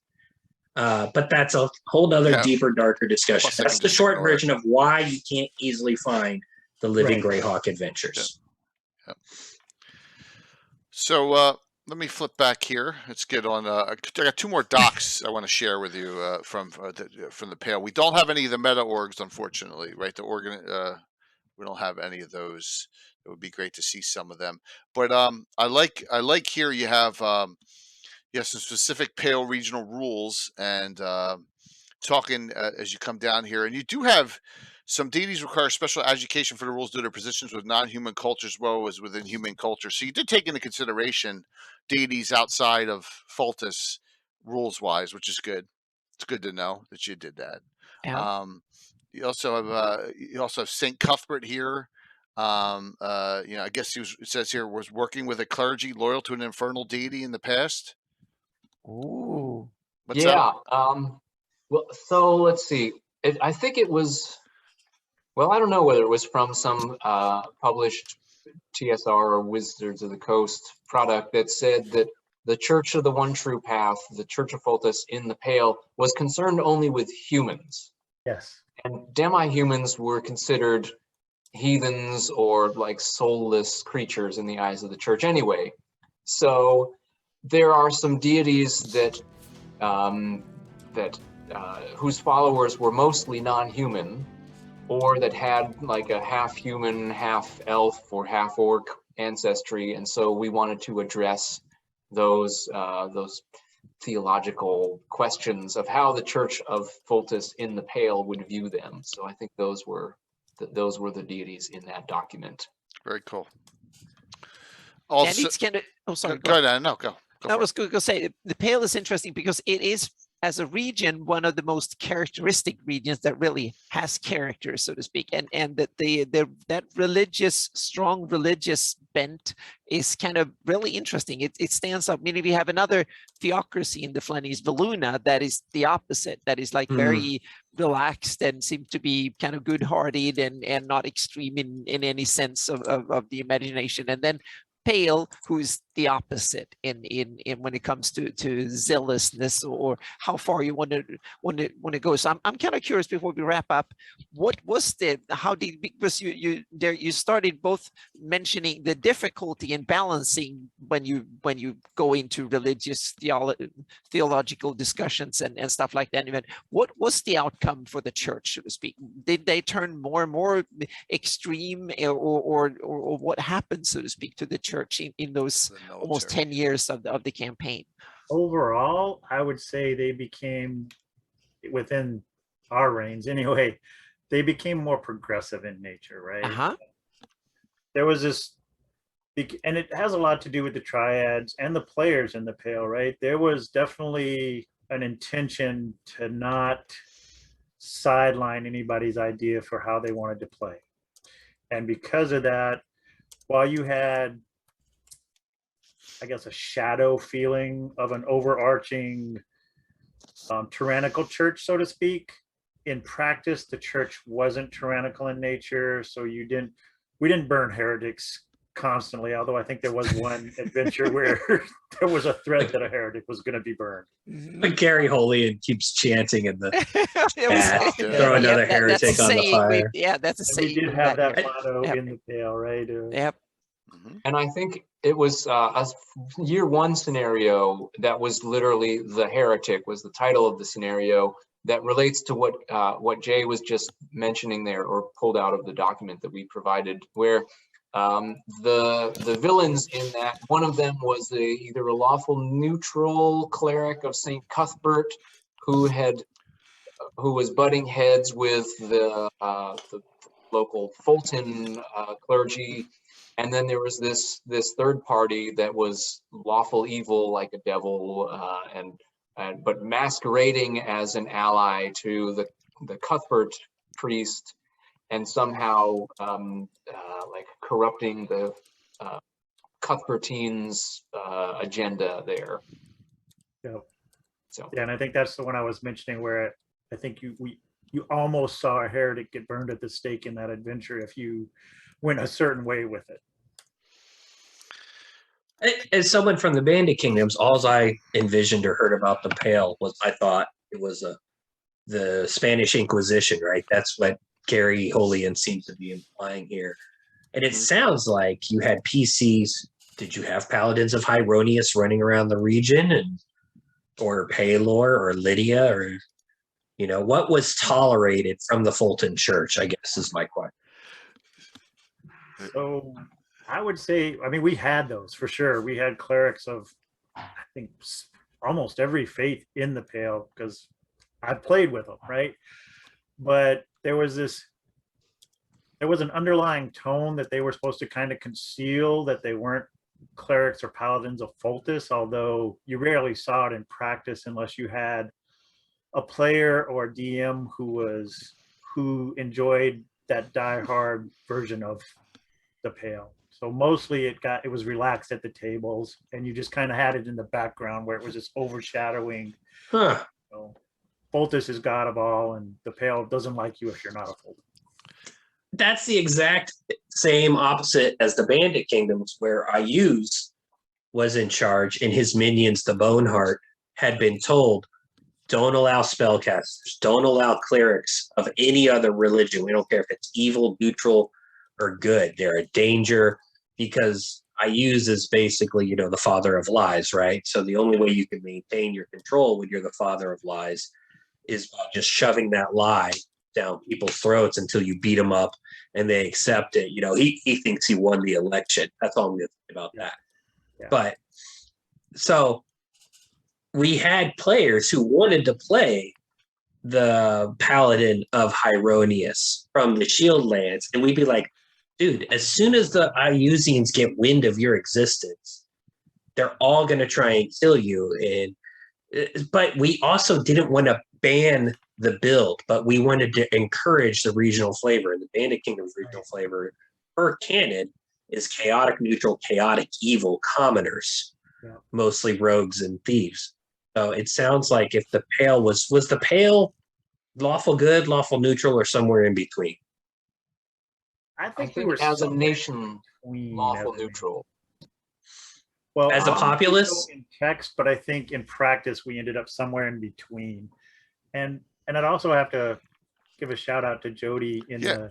Yeah, she just talked about re-education camps. She was talking about the New Dawn re-education camps, which was a constant threat that was out there for everybody who didn't practice the one true path, right? Oh my gosh. Follow the line, you would end up in a New Dawn re-education camp. Wow.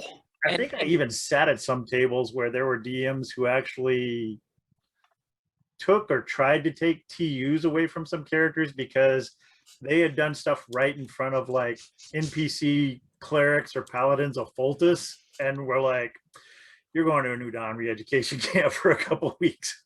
So, Yeah. So I think when Donna and I were on the Triad, I think we tried to codify the official stance of the church toward non-Fulton spellcasters, or non-Fulton clerics anyway. And it was something like, if you couldn't show a holy symbol of another faith in public. And if you were a spellcaster, if you were a divine spellcaster of that deity, you couldn't like brandish it in the course of your spellcasting or turning undead or things like that.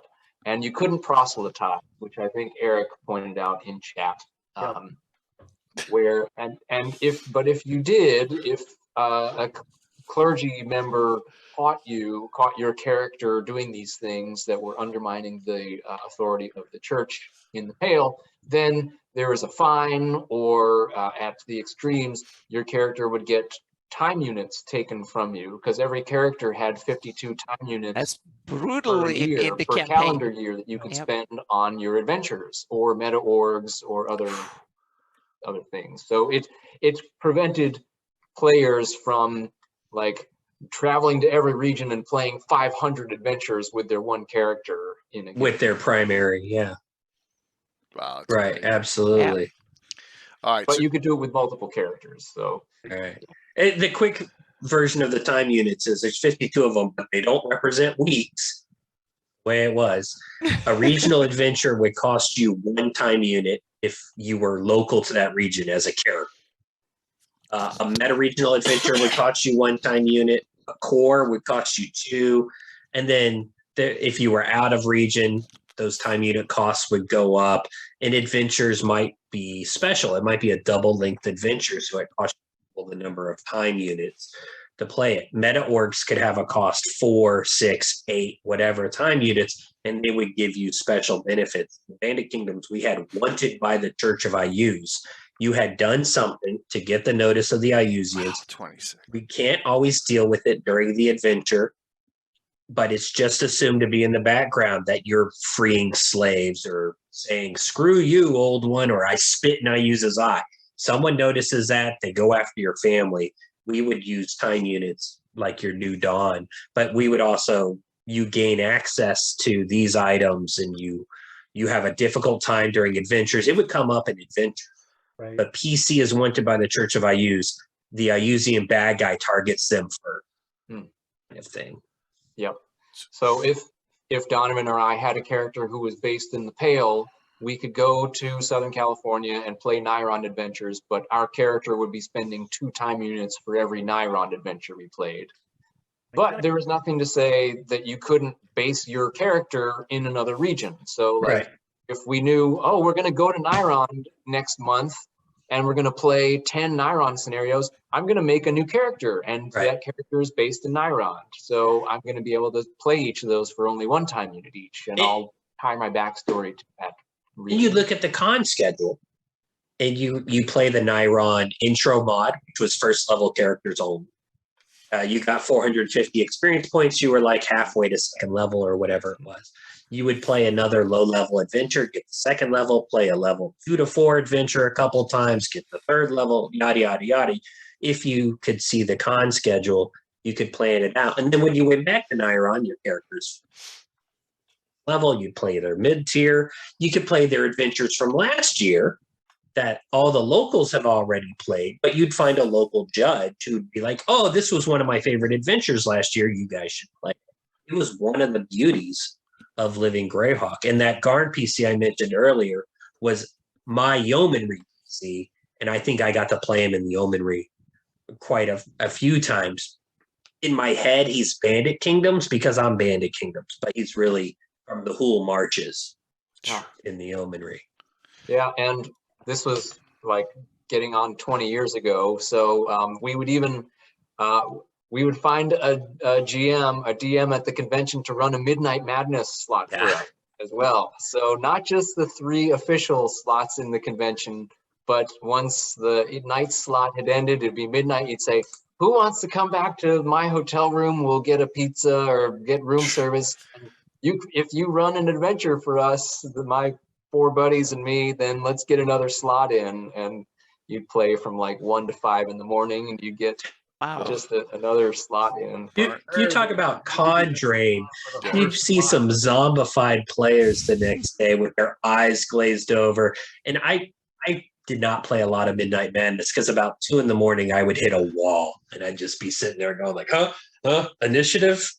But some people love that. And at Gen Con, when they ran Midnight Madness, they could run adventures from any region. So like the Bandit Kingdom's judges could run a Bandit Kingdom's adventure in Indiana for, Pale players if they wanted to, and vice versa. So that was a really neat thing they did at Gen Con. I'm not sure they did it anywhere else. Like, what was the Winter Con? Winter Fantasy. Winter Fantasy or Origins or any of those others. I think Jay is putting up is that a favor of Foltis?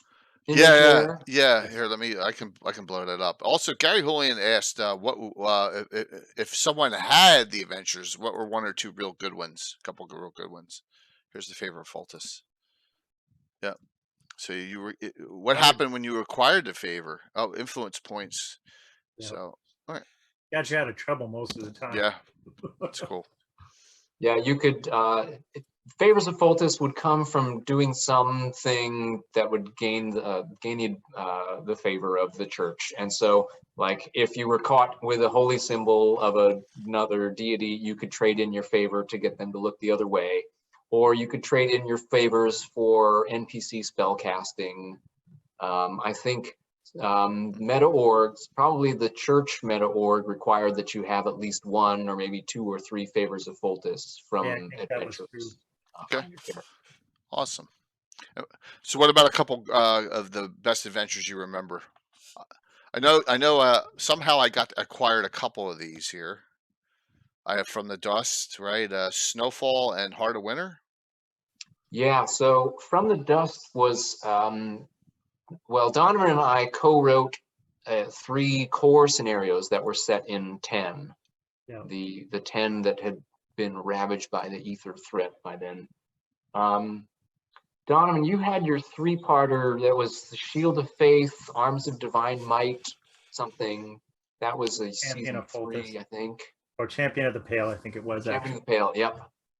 Snowfall, I think, wrapped up a big. I think that wrapped up the Winter Wind storyline. I think Snowfall was the end of that. Snowfall or Line in the Snow, which might have been an interactive. One of those 2 wrapped up the final Winter Wind storyline ultimately. Okay. I would tout my own regional scenarios. Strands of, let's see, Stitch in Time. Stitch in Time was the first one that dealt with the druids who had the secret centuries-old mandate to keep the breach in the plains secure. That was Stitch in Time. The next one was Stirring the Waters, and that dealt with 2 twin sisters, Flan sisters, who had just been contacted by a sorceress because they were starting to manifest sorceress powers, and she was trying to lure them to the dark side. Nice. And then there was Strands of Gloom, where that sorceress and some of her allies were working with some hobgoblins in the Gamboge Forest, which was between the Pale and Nyrond. And then Strata was the close. So I had all of my adventures started with ST. That was my theme. So if there was cool. Yeah, and when we mentioned earlier, I would say if you want to play, and granted, we already told you it's a dangerous adventure, is the Heretic. That was, I remember that being a fun adventure to start with, although definitely deadly once you got into the combat. So. Excellent. So, I wanted to mention before I forget, my door just got open. My cat. That's not what I meant to mention, but that just happened. So Dimray. Dimray was the heretic sect of Foltis in the Bandit Kingdoms. It's in canon, and if you look in the Zavoda Index, there's not a lot of information about it until the Living Greyhawk Gazetteer, which is some detail. During Living Greyhawk, one of my co-triad members, his name is Austin Theo Judd. Theo used to be on the old AOL chats and would talk to Gygax about Stoink. And he might have reached out to the Pale Triad people to try and coordinate something. What he came back to us with, he wrote some adventures for Dimray, and it involved lizard folk and that nature because it's nearby. But what Theo did was he gave Dimray a second in command whose backstory was that they were a Pale Fulton spy, that this guy had infiltrated Dimray to keep an eye on what the heretics were doing. It worked his way up through the Ebon Gleam sect. That's the name for the Fultons in Dimray. Their mantra was, to walk in the light, one must first walk in the darkness. So they were lawful neutral. You can't be lawful evil and worship Fultus, right? But they were hardcore lawful neutral. Yeah. Well, you could if Fultus was lawful neutral in 3rd edition. But that's an edition wars thing. Anyway, so this guy actually became the leader of Dimray because the leader of Dimray died of natural causes. There was no assassination, no Iusian plot. He was just old. He died. He promoted his second in command. And the backstory is he actually knew this guy was from the Pale, but the guy from the Pale had actually converted to the Ebon Gleam during his time as a spy in Dimray. But my brain is always like, I forget if Theo did talk to the Pale guys he actually talked to us. Oh, that's amazing. And talking to us. And I forget who gave him that NPC, so to speak. And that was my next question. Worked with him for a little bit of the backstory. But I do remember him contacting us about that. I want to say he reached out to Lance initially, Lance White, who was our POC at the time. And he brought it to, you should have been there too, Derek. I don't know if you remember it, but Lance brought it to us, and I remember we talked about it. And I don't remember how much of that information we gave Theo, but he definitely reached out to us. I do remember that part. Oh, nice. And I know I'd have to pull up the digital copy of this so that I could look. The dude's name started with like an O. And anyway, it's in my book. And because it was the background of a couple of adventures about the leader of Dimray was dying and yada, yada, yada. So that's really cool that we were able to do some cross-regional cooperation, just not the level of the meta-regional meta-orgs, the FlanS-wide meta-orgs. That would be really neat. And if I win the lottery, and if I buy the Greyhawk IP, if I relaunch foolishly a Living Greyhawk campaign, then I will make sure that there is like FlanS-wide meta-org. Sounds reasonable to me. And it's true. There was, even though officially there wasn't a lot of that meta-regional, cross-regional stuff going on, depending on the triads, it definitely happened. You could see shadows of it, so to speak, in some of the stuff that went on and everything.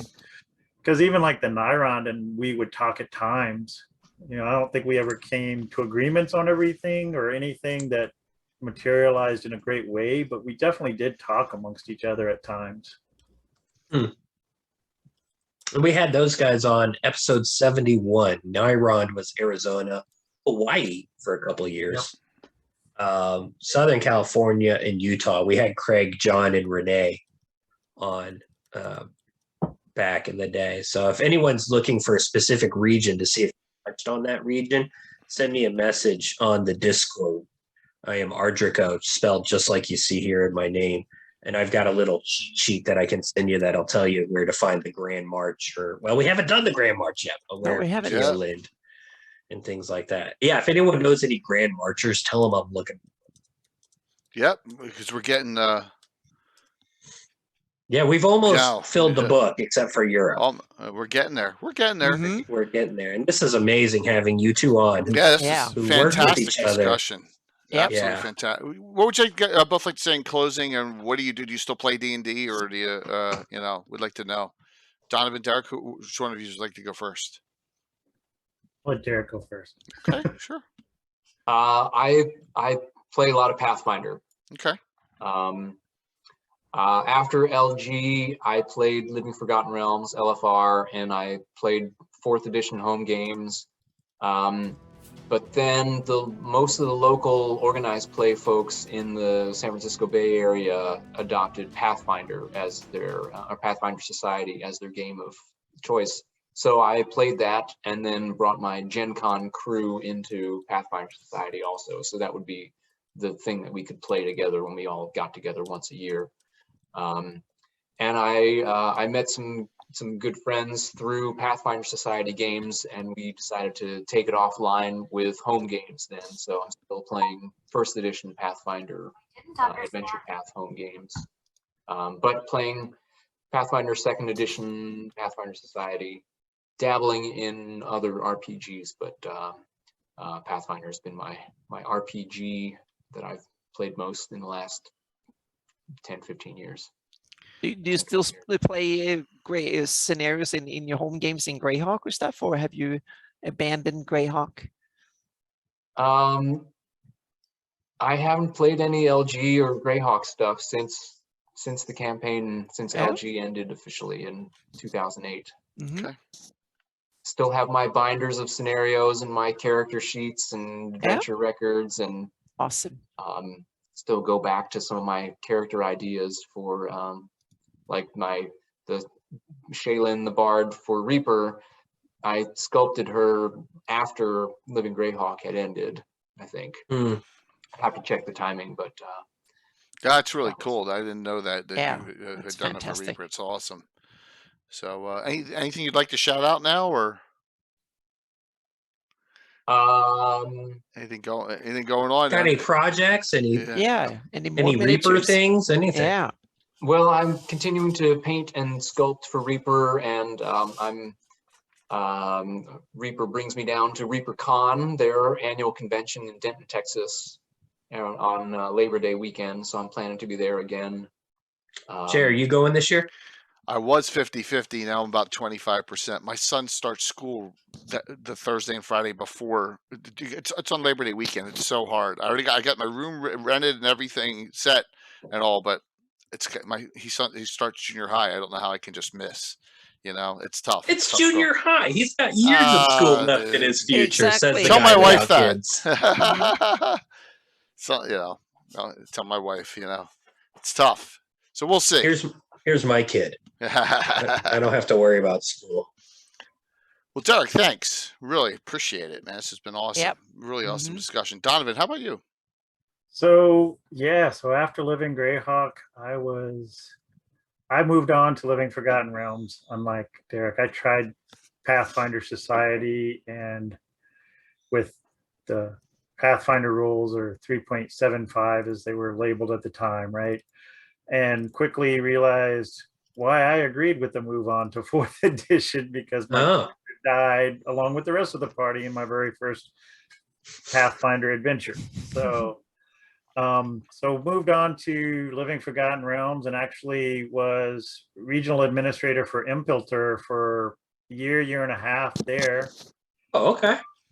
Before just moving on completely from the whole organized play area. Tried to do Adventurers League a little bit when it first came out, and it wasn't the same thing. It just didn't have that, and neither of those campaigns actually, or rolling campaign, so to speak, as Adventurers League is now, had the same feel as Living Greyhawk did, right? They were never the cohesive nature that Living Greyhawk had, and I've pretty much stayed with D&D. I play D&D 5e now. I'm actually running a homebrew campaign of my own again that's been going on for, I think we're at a little over a year at this point. Oh, nice. Rolling along with a steady group and really enjoying that for a change, even though, like all people who are DMs, striving to find a group where I can actually play again too. Yeah. So, and tried some of the online gaming stuff with the whole Discord or the virtual tabletops and stuff, and just doesn't feel the same, right? You don't have quite that same kind of camaraderie as you get when you're actually sitting at a table with 4 to 6 people. So, yeah, my home games have moved to Roll20. My big home game goes to Saltmarsh. Everyone's in Massachusetts, and Massachusetts is not a big state. Right. But after 2 years of being remote due to COVID for Roll20, my players were like, hey, you guys want to get together in July or August? And we've got a new house, we've got more space. And they're like, we don't have to drive. So they kind of like Roll20 for that reason. But I think we're going to get together and do like a barbecue because our sessions are once a month at 8 hours. Yeah. And I think Saturday. that's kind of the way I was, right? For a long time. And I mentioned a little bit, my life kind of imploded at one point towards the end of living Greyhawk.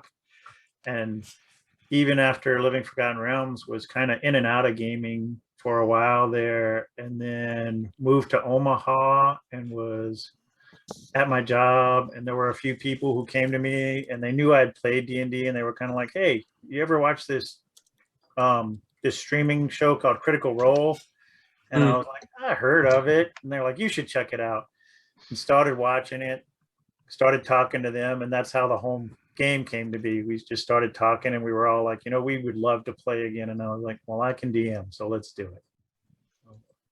And yeah, and it's just been fun. It's good to hear. So excellent. What addition? You mentioned LFR. Do you know my buddy Conrad Branderbuell? He was a Living Forgotten Realms that name admin. Is familiar. Yeah. A lot of Living Greyhawk people, from what we found over the years of doing this show, moved on to LFR, and then very quickly were like, wait, I'm burnt out.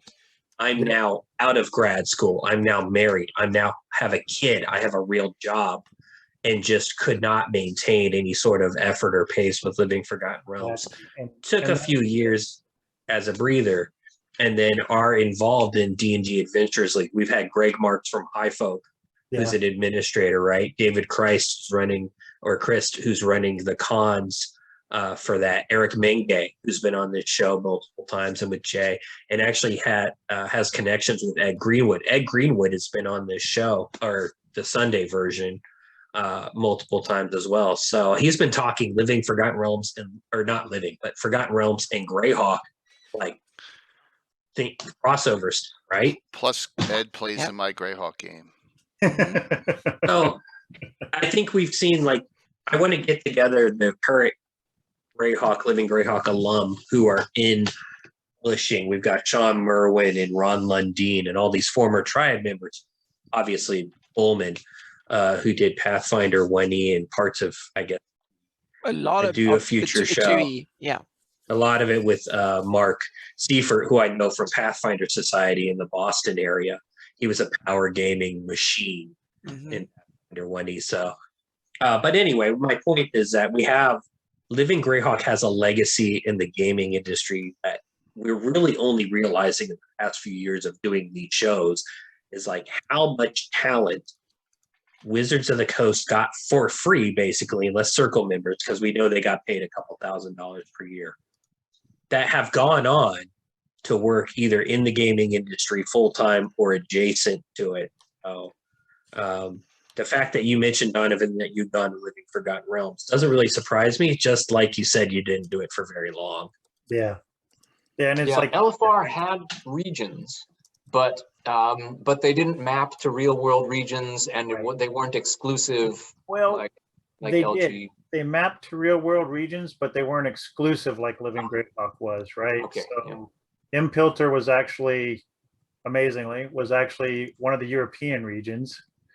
And I forget why it came around to me, but I want to say it was because they just couldn't find anybody in that region who wanted to do it by that point. Because it was, I want to say it was like year 2, maybe moving into year 3 of the very short span of Living Forgotten Realms. And just like, Casey is saying, right? A year and a half into it, I realized why I had stepped down as Pale Triad. A lot of the ideas had gone, and while I still had a creative nature left, it was all burned out and just needed a break for a while. And but gets to be alive. In fairness, I think they would have done better if they had stuck with the Living Greyhawk organization for regions, actually. I do too, and I think they realize, though, the amount of content was nuts. I think they should have trimmed it down to maybe 4 regional adventures a year, maybe 2 interactives, 1 special. We didn't even talk about special missions, but 1 intro mod. And then the cores, there were 20 of them, but they need to be 20 because the quality, we can admit, suffered because Britt and I sometimes had to write an adventure in 1 weekend. We would just brainstorm. Basically, he would come visit me, crash on my couch. We would brainstorm something, type it up, and I could, when my fingers are working, right, and I'm getting old, you can hear them cracking. But when I'm typing at 120 words per minute and Britt is dictating, we could crank out an adventure, send it off to another tribe member for a quick edit and polish. But that's not how we wanted to do things. And I think that was the RPGA maybe should have said, hey, guys, instead of 8, do 4. Spend more time on them. Go more in depth with the stories. Let's be less formulaic with the combats. And we've talked about hard fights, but Living Greyhawk had a math system for how many encounters, fights, traps, etc. you could have.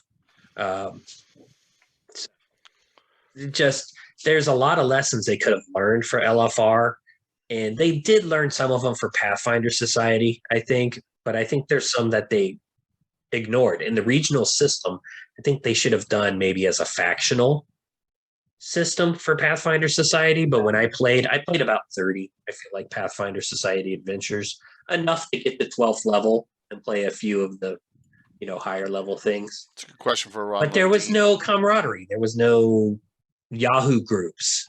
Yeah. Yeah, and that was definitely what was missing, I think, without having those tighter regions, right? You lost that camaraderie. It's the same with, I think, Adventurers League even now, right? It's fun when you go play, but there's no camaraderie once you walk away from that table. right. True. Yeah, my Facebook friends list is full of people from Living Greyhawk. People, Britt was in my first wedding and things of that nature. It's just, you guys are in touch. That's the wonderful thing about it, keeping everyone together friends-wise. Yeah. All right. So, Anna and Casey, you got anything to shout out? I'm going to do my quickly ones. We'll do the giveaways, and we'll get on moving on here. So, really appreciate it. Well, we've got a ton of people on tonight. Thank you so very much, everyone. Anna, Hey, what's Casey, going you on? go first. Okay, Okay, I'll go first, but I'm going to give Anna one. Anna, please reach out to Eric Anonson for your mapping show. I was in Ireland. I heard that didn't happen at the end of April, so I'm just kind of acting as a... We definitely won't be... Yeah, I'm going to kidnap him if he doesn't. He needs to come on the show, that's for sure. So, I think you guys just need to reach out and Discord each other and pick a day. Our next fantasy mapping show is the 17th. Yep. Well, if you don't have a topic or guests, that's my recommendation. He needs to come on the show because I ticks let Anna all the and boxes. Alyssa set the topics and the guests on those. As far as myself shout outs go, I want to give Christoph a shout out. A Worth Journal hard copy arrived recently in the mail, the spring 2022. I'm extra excited about this. It's not Patreon anymore. It's whatever it is. Porting it to Jebly. Isn't that's a goblin? Jimmy? Someone in the chat put the Worth Journal link. I'm excited because I wrote an article about the town of Seaton for this issue of the Worth Journal. For those of you running Ghosts of Saltmarsh, Seaton is the town 40 miles away from Saltmarsh. It's in U1, U2, U3, and it's like a one-line mention, like military town 20 miles away. There's really nothing else about it in canon. Maybe, I think we asked the Keelan people when we had Judy Randolph and Sean Merwin on, had done much in that region. They had it. So anyway, I'm running Ghosts of Saltmarsh in 5e. I ran a side quest of missions in the town of Seaton, so I needed to flesh it out. And I was like, well, if I'm going to flesh it out, I'm going to write an article about it. So I gave it a 5e kind of write-up and stat block. And I wrote up a 5e stat block for Lord Obni, the Bone Shadow of Ayuz, because in canon, and I use the evil, he is wanted for murder in Keelan. In my 5e game, he murdered a bunch of fools in Seaton, and my PCs tried to chase him down and capture him, and he got away. So Christoph published 5e stats for Lord Obni. He accidentally published the draft stats, my proof of concept stats, to see how much room it would take. please send me a Discord message. I'll send you the final version of Lord Omni's stats. They are awesome. It's way better than what you see in Tale from the Yawning Portal. The Against the Giants 5e version is not very good for Lord Omni. And Gary Holian helped me. He edited, he reviewed this article. Since Gary is the Keeland master, he was very kind enough and to make some contributions. So again, thank you, Gary, for that help. I really appreciate it. And it was an honor for me to work with Gary. Real quick, April 25th, my Greycast appearance with Wiley Hobbit and Thaddeus. Am I pronouncing that correctly? Dropped. So you can find that on the Greycast. I think if you just Google Wiley Hobbit and Greycast and then look for me, I was the April 25th. I spent about Great an hour one. and 15 minutes. Yep. Great episode. Yeah, thank you. Talking about the Bandit Kingdoms, both Living Greyhawk and canon. And they had a lot of great questions for me. My next writing project that I'm currently working on, I call it Too Many Gods. I think Oerth Greyhawk has too many gods. And I believe in the plurality of being. I think that Takhisis is Tiamat or whatever. I have to figure out the alignments. Paladine is clearly Bahamut.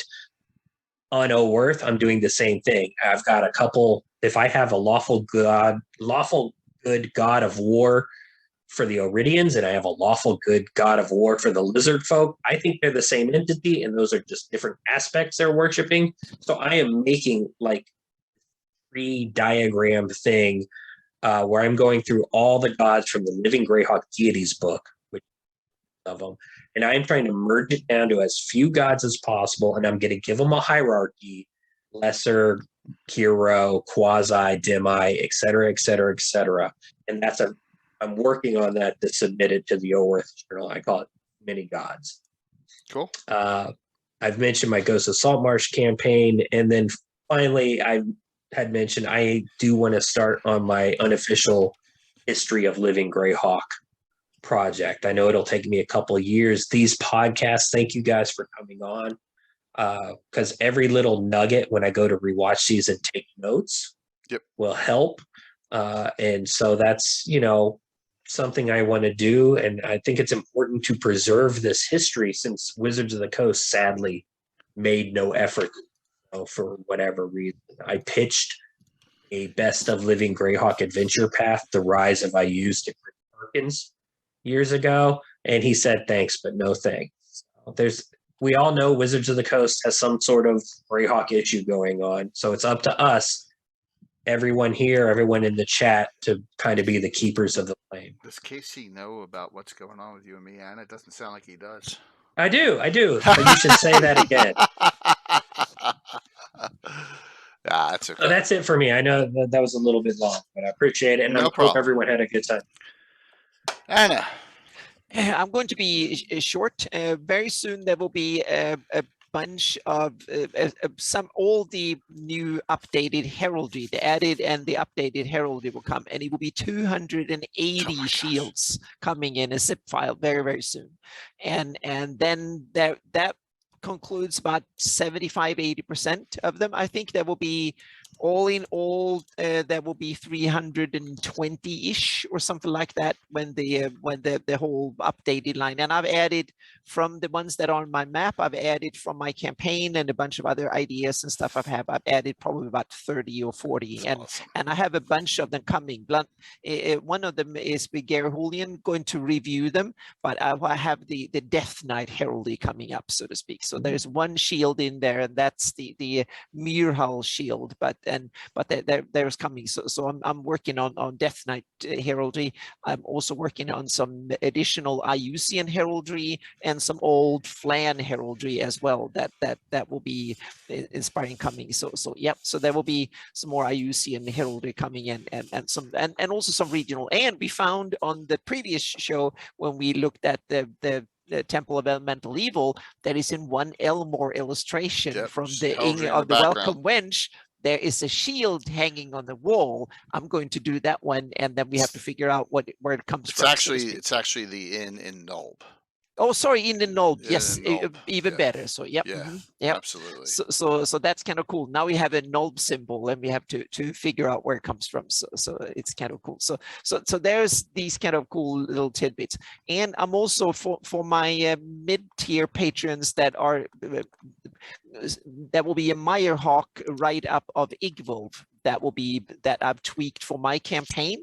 Not much changed, but a few key kind of motivations and stuff like that. It's the same story, it's just different motivations behind it. So they will fit into my overall story so that people can cherry pick the things you like and things you don't like. And there is also the 598 map is coming. There will be a bunch of screenshots. There will be some write-ups of things that have changed, added, and tweaked, because like now we talked about it so much, and my 576 map, I realized I've already done a few mistakes on it, and I've found them, and I'm going to fix them. So the 598 map is well underway, so to speak. So those are the big ones. There are some other cool things too, but Jay will probably talk a little bit about some of them. I'm gonna make this quick, as I am I'm burning out here. Coming back from the vacation, real life work has kicked my ass this week. All right, tomorrow night. Pulled right from Treasures of Greyhawk. I call it. I changed the name a little bit. Vestra and the Helm of Selnor. I'm running that for the next couple weeks. The name's the Helm of Selnor in there, but I made some changes to it to modify it for my campaign. That'll start tomorrow night. And if you want to see some minor terrain setup, whoops, where the heck did it go? There it is. This is some minor stuff. Ooh. All right, so yeah. Got some pretty neat. There are 3D prints from Gamescape, all done up by Bill and Master Crafter. But yeah, we're good to go. And you can see Reaper miniatures all over the place there. Derek, some nice ogres and some other things. So, all right, then that's see, they're all somehow I got them all mixed up here. Deep Dive continues 199 on Sunday night. I'm going to go off the TSR grid and go to two of the great adventures that are not or third party published. Dark Tower, of course, is the Janelle Jack Ways one that Goodman Games is redoing. We ran that a long time ago. And Fortress Elendar by Jeffrey Dillow. Two really great adventures that I think are fantastic. And Tim and I are going to really go deep dive into it with Anna, go real deep into these. And we'll do that on Sunday. That'll be the Gab. And then next week is the huge things. I got the Slav Squad returns. Utayame cosplay. Brianna DeCoster will be our special guest along with the regular crew, Josh and crew. Five lovely ladies and Josh. So you can figure out who the jester of the party is, right? Zarathon. So that'll be on Saturday. And then Sunday is the week after next, 200th Gabbin. I don't know if it gets any bigger than this. So I got Ed Greenwood, Jim Ward, and Jeff Grubb all in the same show. We're going to do the Wizards 3. We're going to talk about just those articles. So we're going to have Jim's going to do the Greyhawk part, Ed's going to do the Forgotten Realms part, and Jeff will do the Dragonlance, part of the Wizards. And hey, if they bounce around a little bit, I think it's going to be a free for all, but let's just have fun with it. So that'll celebrate the 200th, and then we'll go from there. We got but that'll be some fun things going on coming up, and then I have a big meeting tomorrow with Troller Games as our Altamira project continues. Getting some. Why is that switching? Get some things moving along with that, and yeah, holy crap! Dave says, yeah, thanks. There you go. Yeah, so let's last call, 10 seconds to do the giveaway, then we'll raid into Crane Wrights. She's wonderful. She does a lot of work for Troller Games. She has her own stream. We're going to raid into her because she usually raids into me Thursday nights. Last call. If you haven't done it, and we'll see who the winner is tonight. All right. Here we go. And thank you. Closing this out. See who the winner is for this, for your choice of these of two publications, all reprints, of course. We did give away an original Return of the Eight on when Roger Moore was on, which was really nice. Roger was always generous, and he sent me a Discord saying he'd like to come back in the near future too. I forgot to tell you that, Anna. Okay, yeah, awesome. So he sent me that message, so that's good. The winner tonight is Wandering Endlessly. You are the winner. Wandering Endlessly. Let's make sure that they're on still to claim, and let me see. It should be in chat. Wandering. Yeah, you There they are. All right, good. You just tell me wandering, and we'll go over one of the two between Treasures and the Adventure Begins, and then one of the four adventures I have here. We can talk about that off stream. Thank you, Donovan. Thank you, Derek, for hanging in there at the end too. Really appreciate it. Thank you for. I hope you guys had fun. You guys are West Coast time, so we went right through your dinner. Yeah, right through. And so. Yeah, thank you. I'm sure. I'm just imagining it's dinner time there. But well, I've moved back to the East Coast. Oh, you are East Coast now? Yeah. And I'm in Central Time now, so. Oh, there you go. Okay. Only one So stuck we're in reminiscing California. about California, even though neither of us lives there anymore. Yeah. Wondering we can do it later on. It's no big deal. I have him here. So we're going to raid into Crane Wrights. She's got a brand new stream. D&D game. I think it's 5e, but that's okay. She looks like she is got a nice crew together. Classic J. It's 5e, It's but 5e. that's okay. No, I'm just kidding. Yeah, it's 5e. I imagine it's 5e. Almost every stream is 5e. So thank you all. Donovan, Derek, we'll invite you back soon in the near future. Have some other discussions. Right, absolutely. Casey, thank you. Great job as always when these come up. And Anna, thank you. By the way, we had a TBD for next week. Next week's Legends and Lore, which will be next Wednesday. We'll figure out what the topic is. And everyone have a nice night. And quick question, Jay. Go for it. Is there going to be a virtual Greyhawk Con 2022? I think this is about the time you start. Yeah, you know what? I believe it or not, I even have this, and I didn't even put it up there, Casey. I mean, it's like you were reading my mind. All right, Virtual Greyhawk Con 3, September 30th through October 2nd. Okay.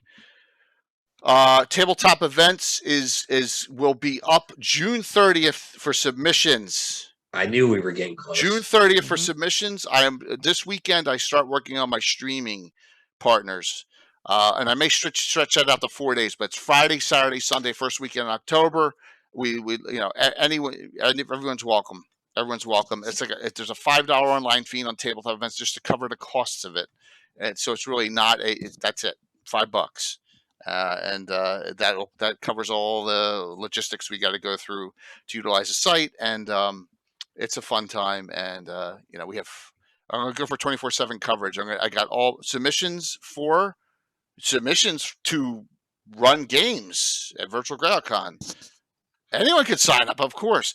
Anyone can DM as long as you can DM it on Discord. You can DM on Zoom. You don't have to live stream it. You can it's just like you're playing a game. It's just Then to sign up for the events comes a month or two down the road after that. So, what is needed to join a game? Nothing. Zoom or Discord or whatever the game is hosted on. So everyone will be, as long as you register, and when signups start, schedules up on tabletop events. So the dates are all set up there. Just go to that link I just gave you. Here, let's go to that link, and it'll tell you event registration begins August 15th. Registration for and submitting events June 30th. Last day to submit events September 30th, September 26th, and the con starts September 30th. Plenty of time. So if you're in the audience and you're like, man, I can't find anyone to play right now because of the pandemic, or I don't know these people on Roll20 or any other VPT, play in one of these online cons. You can make some new friends and put a group together. Yeah. That's kind of why I like to poke Jada. I completely forgot. I'm put exhausted. This together, and this is year 3, this is year really 3, awesome. And so we're getting there, and we're gonna have every stream that is on is required to have at least one open sign up. That's a requirement, where they're not streaming. That's my, I prefer 2 or 3, but 1 is a minimum. So you must have room for players. So I'm debating whether or not there'll be a Bandit Kingdoms tournament this year because just various time reasons. Hey man, even if you do one game. All right, everyone. See you soon, and we'll be talking about that in the very near future. And if you have questions, you can always reach out to me or Anna or Casey or anyone else, or Josh Pop or anyone else. Josh, yeah. Anyone in the community can help you out with Virtual Greyhawk Con. Looking forward to it. All right. Thanks, guys. And we'll catch you in the chat here. Setting up the raid. Just to say goodbye. Setting up the raid real quick here. Raiding in. After raid. Raiding in the Crane. I imagine very few of you follow Crane, so when you get on there, please follow her. Let's see if we can get 75 or 80 people in this week. 90. Oh my gosh, 102. Keep going. 5, 4, 3, 2, Good night, everybody. 1. See you tomorrow night. Wow, that's gonna be